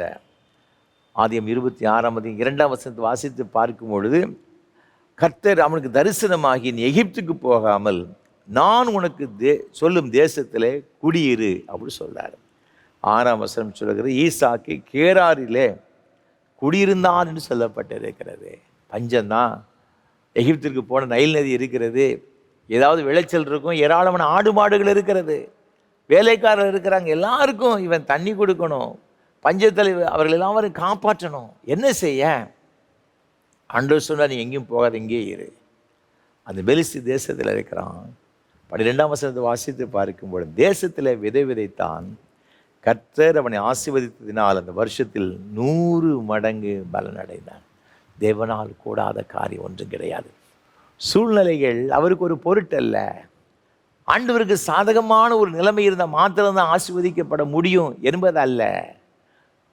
பாதகமான சூழ்நிலையிலும் சாதகமற்ற சூழ்நிலையிலும் நீங்களும் நானும் ஆராதிக்கிற ஆண்டவரால் செயலாற்ற முடியும், செயல்பட முடியும். எதுவும் அவரை தடை செய்ய முடியாது. எந்த ஒரு காரியமானாலும் ஆண்டவருடைய செயலாற்றுதலை தடுத்து நிறுத்தவே முடியாது. ஆராய்ந்து முடியாத பெரிய காரியங்களும் எண்ணி முடியாத அதிசயங்கள் செய்கிற ஆண்டவர். ஒருவேளை உங்களுடைய வாழ்க்கையில் ஒரு அற்புதத்திற்காக எதிர்பார்த்திருக்கலாம். சூழ்நிலைகள் இல்லையே, சாதகமான நிலை இல்லையா, பாதகமான ஒரு சூழ்நிலை தானே இருக்கிறது, எப்படி அற்புதம் செய்வார்? நம்முடைய ஆண்டவருக்கு ஒரு பெயர், அவர் நாமம் அதிசயமானவர், ஆலோசனை கர்த்தா, நித்திய பிதா, வல்லமை உள்ள தேவனுங்க. அவர்கள் செய்யக்கூட அதிசயமான காரியம் ஒன்றும் கிடையாது. அவர் அற்புதங்களை செய்கிறார். நீ எகிப்திலிருந்து புறப்பட்ட நாளிலே அற்புதங்களை செய்கிறது போல, அதிசயங்களை செய்கிறது போல நான் உன்னை அதிசயங்களை காணப்படுவேன் சொன்ன ஆண்டவருங்க. நிச்சயமாய் அதிசயங்களை செய்வார். இந்த வசனத்தை பாருங்க, 13ஆம் வசனம் சொல்லுகிறது, அவன் ஐஸ்வர்யவனாகி வர வர விருத்தி அடைந்து மகா பெரியவனானான். அவன் ஐஸ்வர்யம் உள்ளவனாக இருந்தான், அவனும் மாறினான். அது மாத்திரமல்ல, வர வர விருத்தி அடைந்தான், கொஞ்சம் கூட குறையலை. ஆண்டவர் அப்படியே அவனுடைய ஆசையை பூரா அப்படியே இன்க்ரீஸ் பண்ணுகிறதை பார்க்கிறோம். மகா பெரியவனானான். அந்த தேசத்தில் அவனை பற்றி பொறாமைப்பட்டார்கள் பெலிஸ்தர்கள். அவனை துரத்தும்படியாக பல இன்னல்களை கொடுத்தாங்க.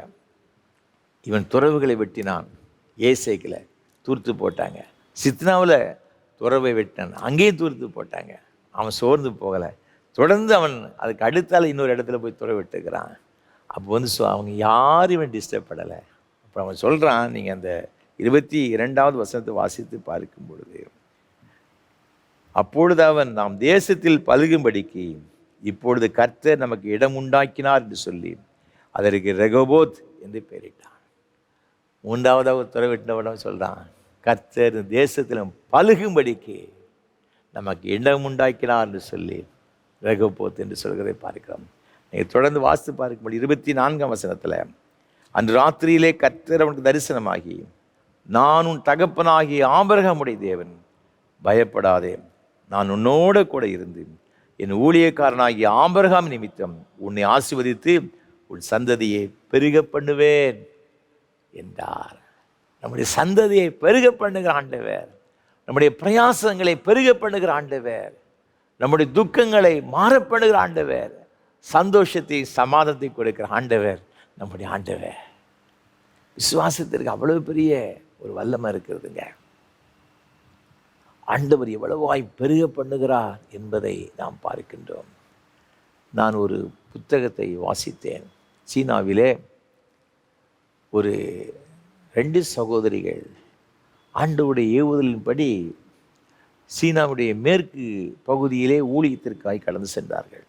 கடினமான சூழ்நிலைகள், கம்யூனிஸ்ட் நாடு, போய் ஊழியம் செய்வதற்கு பல எதிர்ப்புகள், சிறைச்சாலையில் அடைக்கப்படுகிற நிகழ்வுகள், அங்கே துன்பப்படுத்தப்படுகிற சூழ்நிலைகள், இப்படி ஏராளமான பிரச்சனைகள் அவர்களுக்கு அந்த தேசத்தில் உண்டு. கர்த்தர் நடத்துகிறபடி ஒரு குறிப்பிட்ட கிராமத்திற்கு போனாங்கங்க. இந்த கிராமத்து மக்கள் இவர்கள் கிறிஸ்துவ மிஷனரிகள் சொன்னவுடன் ஏற்றுக்கொள்ளவில்லை. வீடு கிடைக்கல, 2 பெண்கள் தனியாக இருக்கின்றார்கள். கடைசியில் அலைஞ்சி திரிஞ்சு பார்த்த உடனே சொன்னாங்க, ஊருக்கு வெளியில் ஒரு குகை ஒன்று இருக்குது, நீங்கள் வேணால் அங்கே போய் தங்கிக்கிடுங்க.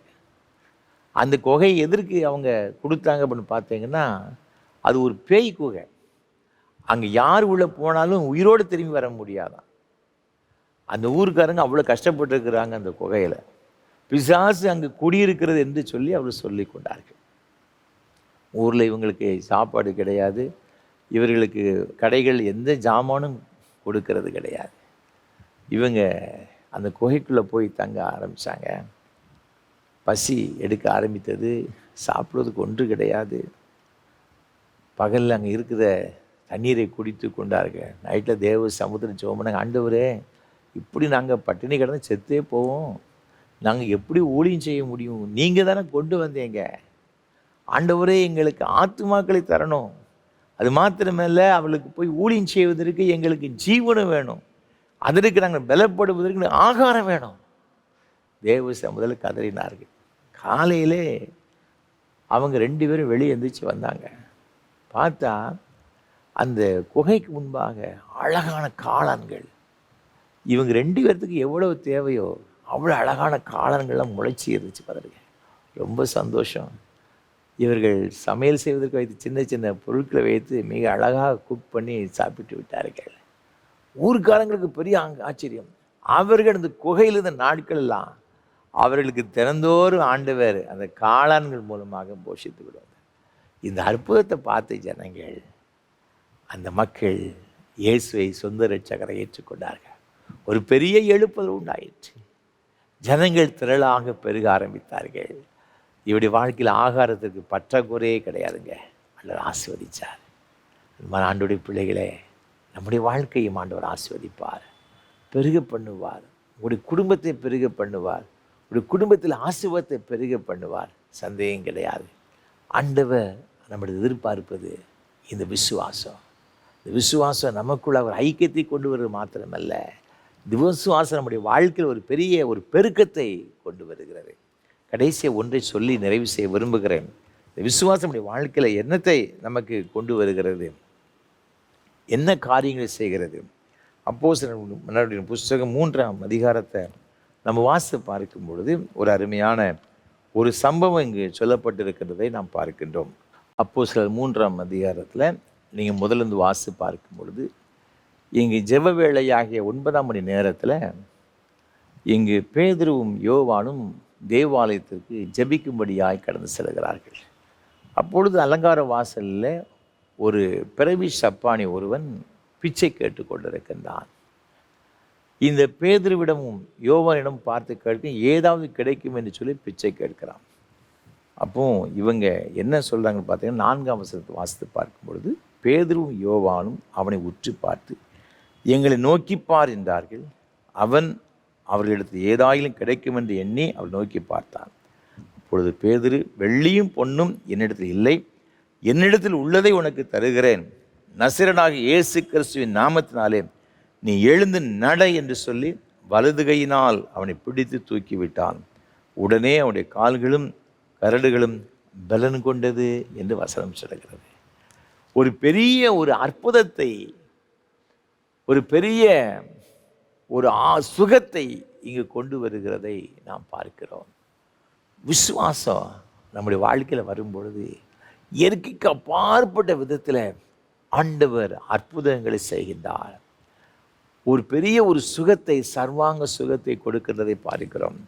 16ஆம் வசனத்தை பாருங்க. இந்த அங்கிருந்த மூப்பர்கள் எல்லாரும் ரொம்ப ஆச்சரியப்படுறாங்க. நேற்று வரை இவன் அலங்கார வாசலில் பிச்சை எடுத்து கொண்டிருந்தான், இன்னைக்கு இப்படி வந்து சாலமோனுடைய மண்டபத்தில் வந்து இருக்கிறானே. அவங்களுக்கு ஒன்றுமே புரியவில்லை, தலை சுற்ற ஆரம்பித்து விட்டது. பேதுரு சொல்றாரு 16ஆம் வசனத்தில், அவருடைய நாமத்தை பற்றி விசுவாசத்தினாலே, அவருடைய நாமமே நீங்கள் பார்த்து அறிந்திருக்கிற இவனை பலப்படுத்தினது. அவரால் உண்டாகிய விசுவாசமே உங்கள் எல்லாருக்கும் முன்பாக இந்த சர்வாங்க சுகத்தை இவனுக்கு கொடுத்தது என்று வேதத்தில் சொல்லப்பட்டிருக்கிறது. ஒரு பெரிய ஒரு சுகம், ஒரு பெரிய ஒரு ஆரோக்கியம் கிடைப்பதற்கு என்ன காரணம் அப்படின்னு பார்த்தீங்கன்னா வேறு எதுவும் கிடையாது, அந்த விசுவாசம். பேதுருவும் யோவானும் வரும்பொழுது இவங்க ஏதாவது கிடைக்குமா? அவங்க 2 பேரும் பார்த்து கேட்குறாங்க. அவங்க 2 பேருக்குள்ள இருந்த ஒரு விசுவாசத்தை பாருங்க, இந்த மனிதனுக்கு ஒரு சர்வாங்க ஒரு சுகத்தை கொடுக்கின்றதை பார்க்கிறோம். மத்தேயு எழுதின சுவிசேஷம் 9ஆம் அதிகாரத்தில் எனக்கு வாசித்து பார்க்கும் பொழுது 27, 28 ஆகிய வசனங்களில் இங்கே வேதம் இவ்வாறாக சொல்லுகிறது. ஆண்டவராக இருக்கிற இயேசு கிறிஸ்து அவர் செல்லும் பொழுது 2 குருடர் ஓடி வருகிறாங்க. வந்து கேட்குறாங்க, தாவீதின் குமாரனே எங்களுக்கு இறங்கும் என்று கூப்பிட்டார்கள். 28ஆம் வசனம், அவர் வீட்டிற்கு வந்த பின்பு அந்த குருடர் அவரிடத்தில் வந்தார்கள். இயேசு அவர்களை நோக்கி, இதை செய்ய எனக்கு வல்லமை உண்டென்று விசுவாசிக்கிறீர்களா என்று கேட்டார். அதற்கு அவர்கள், ஆம் விசுவாசிக்கிறோம் ஆண்டவரே என்றார்கள். அப்பொழுது அவருடைய கண்களை அவர் தொட்டு, உங்கள் விசுவாசத்தின்படி உங்களுக்கு ஆக கடவுள் என்றார். உடனே அவருடைய கண்கள் திறக்கப்பட்டது என்று சொல்லப்பட்டது. ஒரு பெரிய ஒரு அற்புதத்தை ஆண்டவர் செய்கிறார். என்ன காரணம் அப்படின்னு பார்த்தீங்கன்னா, ஆண்டவர் கேட்குறாரு, இதை செய்ய எனக்கு வல்லமை உண்டென்று நீங்கள் விசுவாசிக்கிறீங்களா? 2 குருடர்கள் ஆமாம் அப்படின்னு சொல்கிறாங்க. அவங்க 2 பேருக்குள்ள இருந்த ஒரு விசுவாசம் அப்படி வாழ்க்கையில் ஒரு பெரிய அற்புதத்தை கொண்டு வருகிறதை பார்க்கிறோம். இன்றைக்கு வட இந்தியாக்களில் இந்த மிஷினரிகள் சொல்வதை நான் கேட்டிருக்கிறேன். நம்முடைய சபைக்கு வந்து சில வேளைகளில் இந்த மிஷினரிகள் தங்களுடைய அனுபவங்களை பகிர்ந்து கொள்வார்கள். நம்ம நம்ப முடியாத அநேக அற்புதம் நடைபெறுகிறது. புற்றுநோய் சுகமாகிறது. இங்கு மரித்தவங்க அவங்க உயிரோடு கூட எழும்பியிருக்கிறாங்க. டாக்டரால் குணப்படுத்த முடியாத வியாதிகள் சுகமாகி இருக்கிறது. தீவிரவாதிகளாக இருந்தவர்கள், நக்சலைட்டாக இருந்தவர்கள் மணந்து இருக்கிறாங்க. இன்னும் எத்தனையோ வகையான அற்புதங்களை ரொம்ப சர்வசாதாரணமாக, சாதாரணமான ஒரு மிஷினரி, அந்த மிஷினரி அந்த சில பேருக்கு, சில அந்த ஊர்க்காரங்களுக்கு கூட தெரியாது பார்த்துக்கிறேங்க. அந்த சின்ன கிராமங்களுக்கு போட மிஷினரிகள் மூலமாக தேவன் அவ்வளோ பெரிய அற்புதங்களை செய்திருக்கிறார். இந்த அற்புதங்கள்லாம் பெரிய ஒரு பத்திரிகை போட்டோம்னா இன்றைக்கி அவங்க ஏராளமான மக்கள் வர ஆரம்பிச்சிருவாங்க பார்த்துக்கிடுங்க. அவ்வளோ பெரிய அற்புதங்கள் எல்லாம் ஆண்டவர் இயற்கைக்கு அப்பாற்பட்ட முறையில் ஆண்டவர் செய்து கொண்டிருக்கின்றார். அற்புதமான சுகங்கள். ஒரு அருமையான என்னுடைய உறவினர் ஒருவர் மகாராஷ்டிராவில் ஒரு குறிப்பிட்ட பணித்தளத்தில் அவர் மிஷினரியாக பல வருஷங்கள் அவர் ஊழியம் செய்து கொண்டு வர்றாங்க. ஆயிரக்கணக்கான ஆத்துமாக்கள் ஆண்டவரை ஏற்றுக்கொண்டார்கள். ஒவ்வொரு வருஷமும் இந்த கிறிஸ்மஸ் காலங்களில் 24ஆம் தேதி இரவு, டிசம்பர் மாதம் சாயங்காலம் 6 மணிக்கு இந்த ப்ரோக்ராம் ஆரம்பிச்சிருவாங்க. நைட் எல்லாம் நடக்கும். பல சபைகள்ந்து மக்கள் வருவாங்க. அவங்களுடைய சாட்சிகள், அவங்க ஷேர் பண்ணுறது, மற்ற காரியங்கள் அப்படியே விடிய நடக்கும். அதற்கு அடுத்தாலும் ஒரு கடைசியில் ஆராதனை நடக்கும் பார்த்துக்கிடுங்க. திருவிருந்தாரணம் மத்தியானம் 1 மணி வரை நடக்குமா. 25ஆம் தேதி மத்தியானம் 1 மணி வரை. முந்தைய நாள் சாயங்காலம் 6 மணிலிருந்து மறுநாள் மத்தியானம் வரை நடக்கும். கடைசியில் ஒரு அன்பின் விருந்து வைத்து எல்லாரும் சாப்பிட்டு விட்டு தங்களுடைய கிராமங்களுக்கு சென்று விடுவார்கள். அது எல்லாம் சின்ன சின்ன குக்கிராமங்கள், காடுகளில், யாவது ஒரு இடத்துல ஒரு சின்ன கிராமத்தில் நடக்கும். பாருங்க, பெரிய சிட்டின்னு சொல்லியாச்சுன்னா இந்த இடத்துலேருந்து கிட்டத்தட்ட 20-30 கிலோமீட்டர் தள்ளி போனால் தான் சிட்டியை பார்க்க முடியும். அங்கே தான் மற்ற வசதிகள்லாம் இருக்கும். இங்கு கரண்ட்டு வசதிகள் கூட கிடையாது பார்த்துக்கிடுங்க.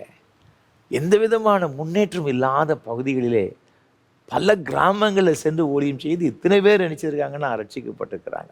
ஒவ்வொரு வருடமும் இந்த ஒரு பெரிய இந்த கிறிஸ்மஸ் ப்ரோக்ராமுக்கு எல்லாரும் கூடி வருவாங்க. ஒரு முறை அவ்வாறு வரும் பொழுது இப்போ ஜென்ரேட்டர் தான் நினச்சிவாங்கன்னா கொண்டு வந்து அவங்க இந்த நிகழ்ச்சி நடத்துவாங்க.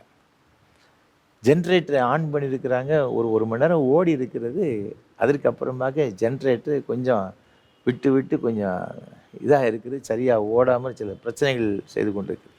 என்ன பண்ணு பார்த்தீங்கன்னா அந்த டீசல் ரொம்ப குறைஞ்சி போச்சு, கொஞ்சம் தான் இருந்துச்சு பார்த்துக்கிடுங்க.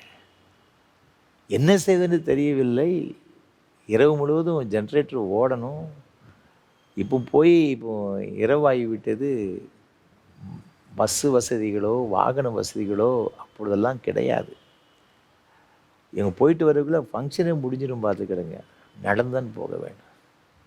ஜோமேட்டு தொடர்ந்து ஸ்டார்ட் பண்ணியிருக்கிறாங்க அந்த கொஞ்சம் டீசல் வச்சு, அவ்வளவுதான். இவங்க ப்ரோக்ராம் நடத்த ஆரம்பிச்சிட்டாங்க. எனக்கு ரொம்ப ஆச்சரியமாக இருந்துச்சு. அவங்க சொன்னாங்க, ஐயா மறுநாள் ப்ரோக்ராம் முடிகிற வரைக்கும் நாங்கள் அந்த ஜென்ரேட்டர் பக்கமே போகலை. எங்களுக்கு விடிய விடிய கரண்டை ஆண்டவர் ஜென்ரேட்டர் மூலமாக கொடுத்து கொண்டு இருந்தார். வானத்துக்கு பூமிக்கு தேவனாய் கர்த்தருங்கிற ஆண்டவர் இல்லாதவர்கள் இருக்கிறவனை போல அழைக்கிற ஆண்டவரை தான் இன்றைக்கு நீங்களும் நானும் ஆராதித்து கொண்டிருக்கிறோம். அவர் ஜீவனுள்ள கர்த்தருங்க. அவர் செய்யக்கூடாத அதிசயமான காரியம் ஒன்று கிடையாது. இந்த அற்புதமான தெய்வத்தின் மீது தான் இன்றைக்கு நாம் விசுவாசம் வைத்திருக்கிறோம். நம்முடைய விசுவாசம் ஒரு நாளும் நம்ம வெட்கப்படுத்தவே படுத்தாது. விசுவாசத்தினால் நீதிமான் பிழைப்பான். ஹல்லேலூயா. இது விசுவாசம் தாங்க நமக்கு தேவை. இந்த விசுவாசம் ஐக்கியப்படுத்துகிறது, ஒருமனப்படுத்துகிறது. அதன் மூலமாக ஒரு பெரிய எழுப்புதலை நம்முடைய சபைகளிலே, குடும்பங்களிலே, தேசங்களிலே தேவன் கொண்டு வருகிறார். இந்த எழுப்புதல், இந்த விசுவாசத்தின் மூலமாக நம்முடைய குடும்பங்களிலே ஒரு ஆசீர்வாதம், பெருக்கத்தை தேவன் கொடுக்கிறார். இந்த விசுவாசத்தினாலே அற்புதங்களை காணும்படியான கிருபைகளை செய்கிறார். இந்த விசுவாசத்தினால் நாம் ஒவ்வொருவரையும் கர்த்தர் நிறைவாக நிறைத்து நம்மை தொடர்ந்து சந்ததி சந்ததியாக ஆண்டவர் நன்மைகளை பெற்று அனுபவிக்க தேவன் கிருபை செய்வாராக. ஆமென், ஆமென். அர்ப்பணிப்பின் பாடலாக கிறிஸ்தவ கீர்த்தனை 254 பாடுவோம். இயேசுவை போல நட என் மகனே. கிறிஸ்தவ கீர்த்தனை 254 பாடுவோம்.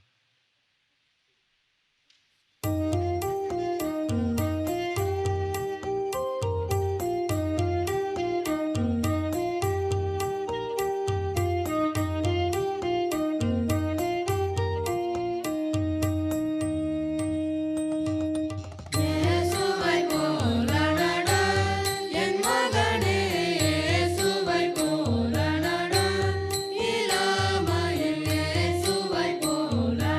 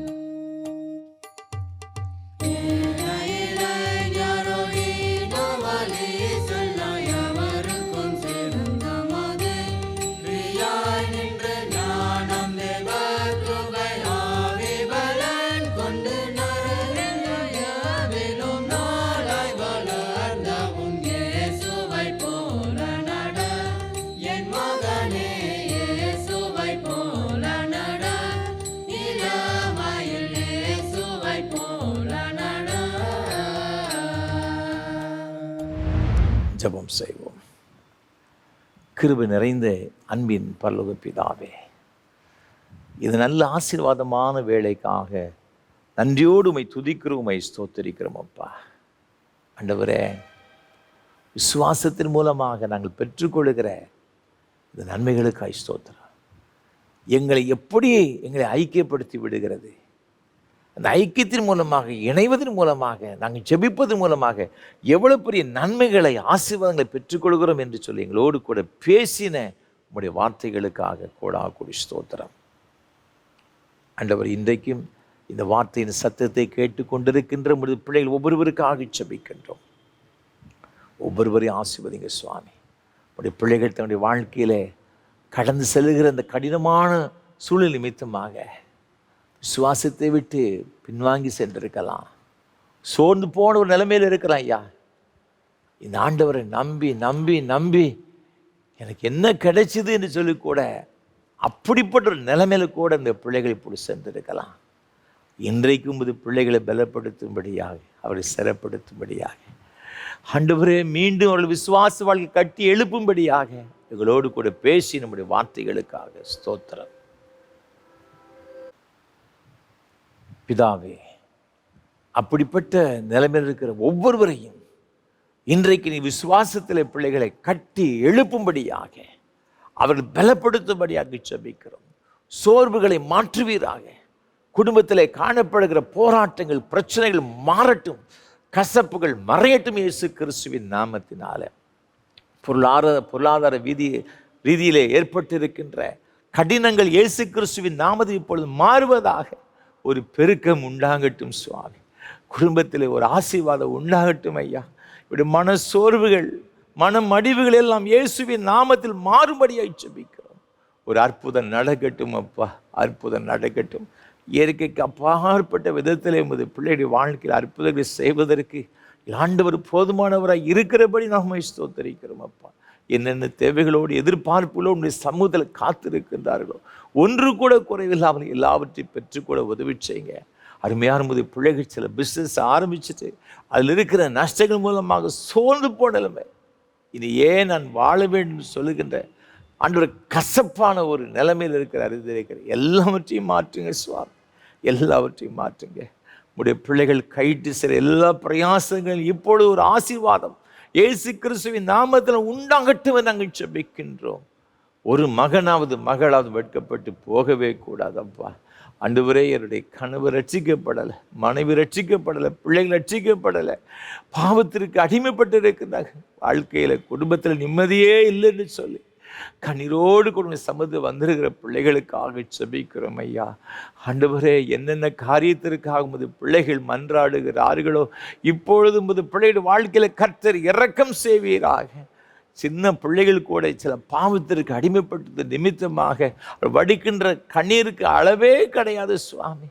படிப்பை தொலைத்து விட்ட ஒரு நிலைமை சுவாமி. என் பிள்ளை இதுவரை நல்லா படிச்சுக்கிட்டு இருந்தான், நல்லா படிச்சிருந்தம்பாக இப்போ படிக்கவே முடியலை. அவருடைய வாழ்க்கையில் ஏதோ ஒரு பாவ சிறை இருப்பு. கண்ணீரோடு கூட இருக்கின்ற அழுது கொண்டு இருக்கின்ற பெற்றோர்களுக்காக ஜெபிக்கிற ஐயா, உமது பிள்ளைகளுடைய கண்ணீரை துடைப்பீராக. அவருடைய விசுவாசத்தை கர்த்தர் ஆண்டவரே கனப்படுத்துவீராக. ஒரு அற்புதம் செய்யும்படியாய் ஜெபிக்கின்றோம் ஐயா. குடும்பங்கள் ஒரு குட்டி பரலோகமாக இயேசு கிறிஸ்துவின் நாமத்தால் மாறுவதாக. பிரிந்திருக்கிற குடும்பங்களில் ஆண்டவரே ஒரு அற்புதங்கள் செய்வீராக. மன கசப்புகள் மாறட்டும் இயேசுவின் நாமத்தினால. ஒவ்வொரு குடும்பத்தையும் கர்த்தர் ஆண்டவரே கட்டி எழுப்புவீர். அநேக குடும்பங்கள், விசுவாச குடும்பத்தில் பிரிவினைகள் சுவாமி, இதை கொண்டு வருகிற பிசாசின் வல்லமைகள், அவனுடைய உபயத்தந்தர்கள் எல்லாவற்றையும் நசராக இருக்கிற இயேசு கிறிஸ்துவின் வல்லமையோட நாம் அதில் கடிந்து கொள்ளுகிறோம். உங்களுடைய பிள்ளைகளுடைய வாழ்க்கையில் காணப்படுகிற எல்லா விதமான ஆண்டவரே உமக்கு ஸ்தோத்திரமைய இப்படிப்பட்ட பிரச்சனைகளை மாறி சமாதானம் உண்டாகட்டும் நாங்கள் ஜெபிக்கின்றோம். ஒவ்வொருவரையும் நீர் ஆசீர்வதிங்கப்பா. சின்னஞ்சிறு பிள்ளைகளை ஆசீர்வதிங்க. படிக்கின்ற பிள்ளைகளுக்கு நல்ல ஞானத்தை கொடுங்க ஐயா. வேலைக்கை காத்திருக்கிற பிள்ளைகளுக்கு நல்ல வேலை வாய்ப்புகளை கொடுங்க. திருமணத்திற்கு காத்திருக்கிற அருமையான பிள்ளைகளுக்கு ஏற்ற காலத்தில் திருமணத்தை ஏற்படுத்தி கொடுப்பேன். தடைகளை மாற்றுங்க. குழந்தை செல்வங்களுக்கு காத்திருக்கிற தம்பதிகளுக்கு ஜெபிக்கிறோம். முது பிள்ளைகளை நினைத்தருளும் சுவாமி. விசுவாசத்தோடு நம்பிக்கையோடு காத்திருக்கிற பிள்ளையுடைய வாழ்க்கையில நம்பிக்கை கெட்டு போகாதபடிக்கு அவருடைய வாழ்க்கை அற்புதம் செய்யுங்கப்பா. பேறுகால நிலைமை இருக்கிற சகோதரிகளுக்கு கற்பதற்கு கனியை பூர்ணப்படி சுக பிரசவத்தை கொடுப்பீராக. வயோதிப நிலைமை இருக்கிற அருமையான பெற்றோர்களுக்காக ஜெபிக்கிறோம். வயதான காலத்தில் ஏற்படுகிற எல்லா பலவீனங்கள் சோர்வுகள் மறையட்டும். அவருடைய எல்லா விதமான ஆண்டவர் வாஞ்சிகளின் விருப்பங்களை கர்த்தர் நிறைவேற்றி கொடுக்க வேண்டும் என நாங்கள் ஜெபிக்கிறோம். ஆண்டவரே, தூர இடத்துல பிள்ளைகள் இருக்கிற நிமித்தமாய் தனிமையாய் வாழுகிற ஒரு சூழ்நிலை ஐயா. இந்த வயதான காலத்தில் என்னுடைய மகன் என் கூட இல்லை, என் மகள் கூட இல்லைன்னு சொல்லி கலக்கத்தோடு கூட இருக்கிற வேதனையோடு கூட இருக்கிற பெற்றோர்கள் உண்டு சுவாமி. ஒருவேளை பிள்ளைகள் இருந்தும் உதவி செய்ய முடியாத ஒரு சூழ்நிலைப்பா. அவருடைய எல்லா விதமான ஆண்டு இருதயத்தின் வாஞ்சைகளையும் பாரங்களை அறிந்திருக்கிறவர், அவர்களுக்கு இறங்கி உதவி செய்வீராக. கரங்களை பிடித்து நடத்தும்படியாக நாங்கள் ஜெபிக்கிறோம். பலவீனமாக இருக்கிறவர்களுக்காக ஜெபிக்கிறோம். என்னென்ன வியாதினால் உடைய பிள்ளைகள் பலவீனப்பட்டு இருக்கிறார்களோ உச்சந்தலை முதல் உள்ளகால் வரை கர்த்தருடைய சுகமளிக்கிற வல்லமை இறங்கும்படியை ஜெபிக்கின்றோம். எல்லா பலவீன கட்டுகளும் இயேசுவின் நாமத்தில் மாறட்டும் நாங்கள் ஜெபிக்கிறோம் ஐயா. மருத்துவமனை சிகிச்சை பெற்று வருகிற பிள்ளைகளுக்காக ஜெபிக்கிற ஐயா. அவருடைய கலக்கங்களை கர்த்தர் மாற்றுவீராக சுவாமி. ஆண்டவரே, அவருடைய எதிர்மறையான எண்ணங்களெல்லாம் கர்த்தர் மாற்றி ஒரு அற்புதம் செய்யும்படியாக நாங்கள் ஜெபிக்கிறோம். இயேசு கிறிஸ்துவின் இரத்தத்தின் மூலமே வருகிற ஒரு பெரிய விடுதலை, ஒரு ஆசீர்வாதம், ஒரு ஆரோக்கியம் இந்த பிள்ளைகளுடைய வாழ்க்கையில் உண்டாகட்டும். தள்ளும் நிறைந்த கரத்தில் வந்து பிள்ளையை தொட்டு சுகப்படுத்தும்படி அங்கு ஜெபிக்கிறோம் ஐயா. ஆண்டவரே, உமக்கு ஸ்தோத்திரம். இன்னுமாக கோர்ட்டு கேஸ் அலைந்து கொடுக்கிற பிள்ளைகளுக்காக நியாயமாய் எனக்கு வர வேண்டிய நன்மைகள் வரவில்லையே, அரசாங்கத்திலிருந்து வர வேண்டிய நன்மைகள் வரவில்லையே, குறிப்பிட்ட இடத்துல வர வேண்டிய நன்மைகள் வரவில்லைன்னு சொல்லி கண்ணீரோடு கூட இருக்கிற பிள்ளைகளுக்காக ஜெபிக்கிற ஐயா. ஆண்டவரே, உமது பிள்ளைகளுக்கு இரக்கம் காண்பிப்பீராக. அவருடைய வாழ்க்கையில் கர்த்தர் ஒரு அற்புதத்தை செய்யும்படியாக நாங்கள் ஜெபிக்கிறோம். ஆனால் இட சம்பந்தமாக ஆண்டவர் பிரச்சனையோடு கூட கண்ணீரோடு கூட இருக்கிற பிள்ளைகளுக்காக நாங்கள் ஜெபிக்கிறோம். அவருடைய எல்லா கண்ணீரையும் கர்த்தர் துடைக்கும்படியாக நாங்கள் ஜெபிக்கிறோம் அப்பா. நீங்கள் அவ்வாறு செய்கிற தயவுக்காக உமக்கு ஸ்தோத்திரம். சில குடும்பங்களில் ஆண்டவரே, அருமையான குடும்பத்தின் பிள்ளைகள் பெற்றோர்கள் சில வியாதி நிமித்தம் பாதிக்கப்பட்ட நிமித்தமாக குடும்பத்தை விட்டே ஒதுக்கி வைக்கின்ற ஒரு சூழலை அப்பா. இதெல்லாம் நீங்கள் அறிந்திருக்கிறீங்க. அவர் வடிக்கிற கண்ணீரை அறிந்திருக்கிறீங்கப்பா. ஒரு ஆரோக்கியம் உண்டாகட்டும், அந்த குடும்பத்தில் ஒரு சமாதானம் உண்டாகட்டும் அங்கே ஜெபிக்கிறோம். நீங்கள் அவ்வாறு செய்கிற தயவுக்காக கோடாக்குடி ஸ்தோத்திரம் ஐயா. இந்த ஆராதனைக்கு பல வகையில் உதவி செய்த ஒவ்வொரு பிள்ளைகளுக்காக ஜெபிக்கிறோம். ஒவ்வொருவரையும் கர்த்தர் ஆசீர்வதிப்பீராக. விசேஷமாக இந்த ஆராதனை வேளை ஒளிப்பதிவு செய்வதற்கு உதவி செய்த அருமையான குடும்பத்தினருக்காக, அருமையான மது அடியார் திரு ஷேலோ விஜயகுமார் அவர்களுக்காக உமக்கு நன்றி செலுத்துகிறோம் ஐயா. தன்னுடைய 80வது பிறந்த நாளை காணும்படியாக கிருபைகளை கொடுத்தீர், உமக்கு ஸ்தோத்திரம். வருஷத்தின் நன்மையினால் முடிசூட்டுகிற ஆண்டவர், இந்த புதிய ஆண்டவர் நன்மையால் நிரப்பப்பட்ட ஒரு ஆண்டை காணப்பட கிருபை தாரும். அவருடைய அன்புக்குரிய துணைவியார் திருமதி மாலதி அம்மா அவர்களுக்காக நன்றி செலுத்துகிறோம். ஆசீர்வதிங்கப்பா. அருமையான இந்த தம்பதிகள் தன்னுடைய 50வது திருமண ஆண்டை காணும்படியாக கொடுத்த எல்லா கிருபைகளுக்காக ஸ்தோத்திரம் ஐயா. நீ உன் பிள்ளைகளையும் இஸ்ரவேலுக்கு கூட சமாதானத்தை காண்பா என்று சொல்கிறேன். அந்த மேன்மையான ஆசீர்வாதங்களினாலும் நன்மைகளினாலும் ஆரோக்கியத்தினாலும் அவள் நிரப்பி நல்ல சுகத்தையும் பலத்தையும் தீர்க்க ஆயுசை கொடுத்து வழிநடத்தும்படி நாங்கள் ஜெபிக்கிற ஐயா. கொடுத்த அருமையான பிள்ளைகளுக்காக, அன்பு மகள் ஈவலின் திவ்யா அவர்களுக்காக, அன்புக்குரிய கணவர் ரிச்சர்ட் பிரேம்குமாருக்காக ஸ்தோத்திரம் செலுத்துகிறோம். நீங்கள் கொடுத்த அன்பு மகன் ரோஷன் பெஞ்சமினுக்காக நன்றி செலுத்துகிறோம் ஐயா. அருமையான முது பிள்ளைகளை கர்த்தர் ஆசீர்வதித்து பலப்படுத்துவீராக. அதே போல அன்பு மகளுக்காக கேரளின் சுருவுக்காக நன்றி செலுத்துகிறோம் சுவாமி. அவருடைய அன்பு கணவர் பிரான்சிஸ்காக ஸ்தோத்திரம் செலுத்துகிறோம் சுவாமி. அருமையான முது பிள்ளைகளை ஆண்டவர் ஆசீர்வதிப்பீராக. நீங்கள் கொடுத்த அருமையான அன்பு பிள்ளைகள் ஜோனுக்காக நன்றி செலுத்துகிறோம் சுவாமி. அருமையான முது பிள்ளைகளுக்கு வேண்டிய எல்லா நன்மையான ஈவுகளையும் பரத்திருந்து கொடுத்து நீர் ஆசீர்வதிக்க வேண்டும் என நாங்கள் ஜெபிக்கிறோம். நாங்கள் நினைப்பதற்கு வேண்டி கொள்வதற்கு அதிகமாய் கிரிச்செய்கிற வல்லம் என்று கர்த்தர் பெரிய காரியம் கட்டளையிடுவீராக.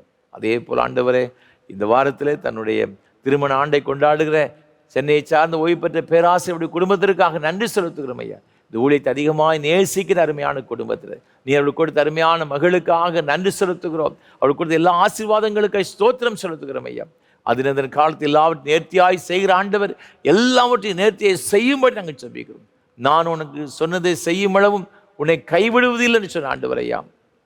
நீங்கள் உடைய அருமையான குடும்பத்தின் பிள்ளைகளோடு கூட இருந்து வாக்குத்தத்தம் நிறைவேற்றி கொடுத்து இது ஆசீர்வதிக்கிற தேவனாய் இருக்கிறபடி நமக்கு ஸ்தோத்திரம்.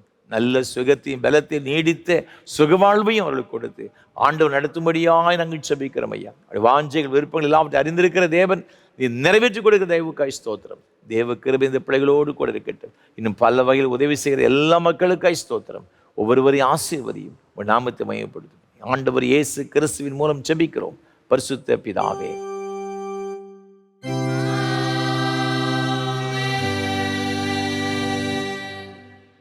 தேவனுடைய இரக்கமுள்ள கிருபைக்கும் பராமரிப்புக்கும் உங்களை ஒப்புவிக்கிறோம்.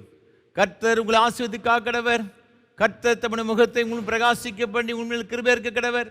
கர்த்தர் தம்முடைய முகத்தை உண்மையில் பிரசன்னமாக்கி இப்பொழுதும் எப்பொழுதும் உங்களுக்கு சமாதான சந்தோஷம் நீடி சுக வாழ்வு கட்டளையிட கடவர்.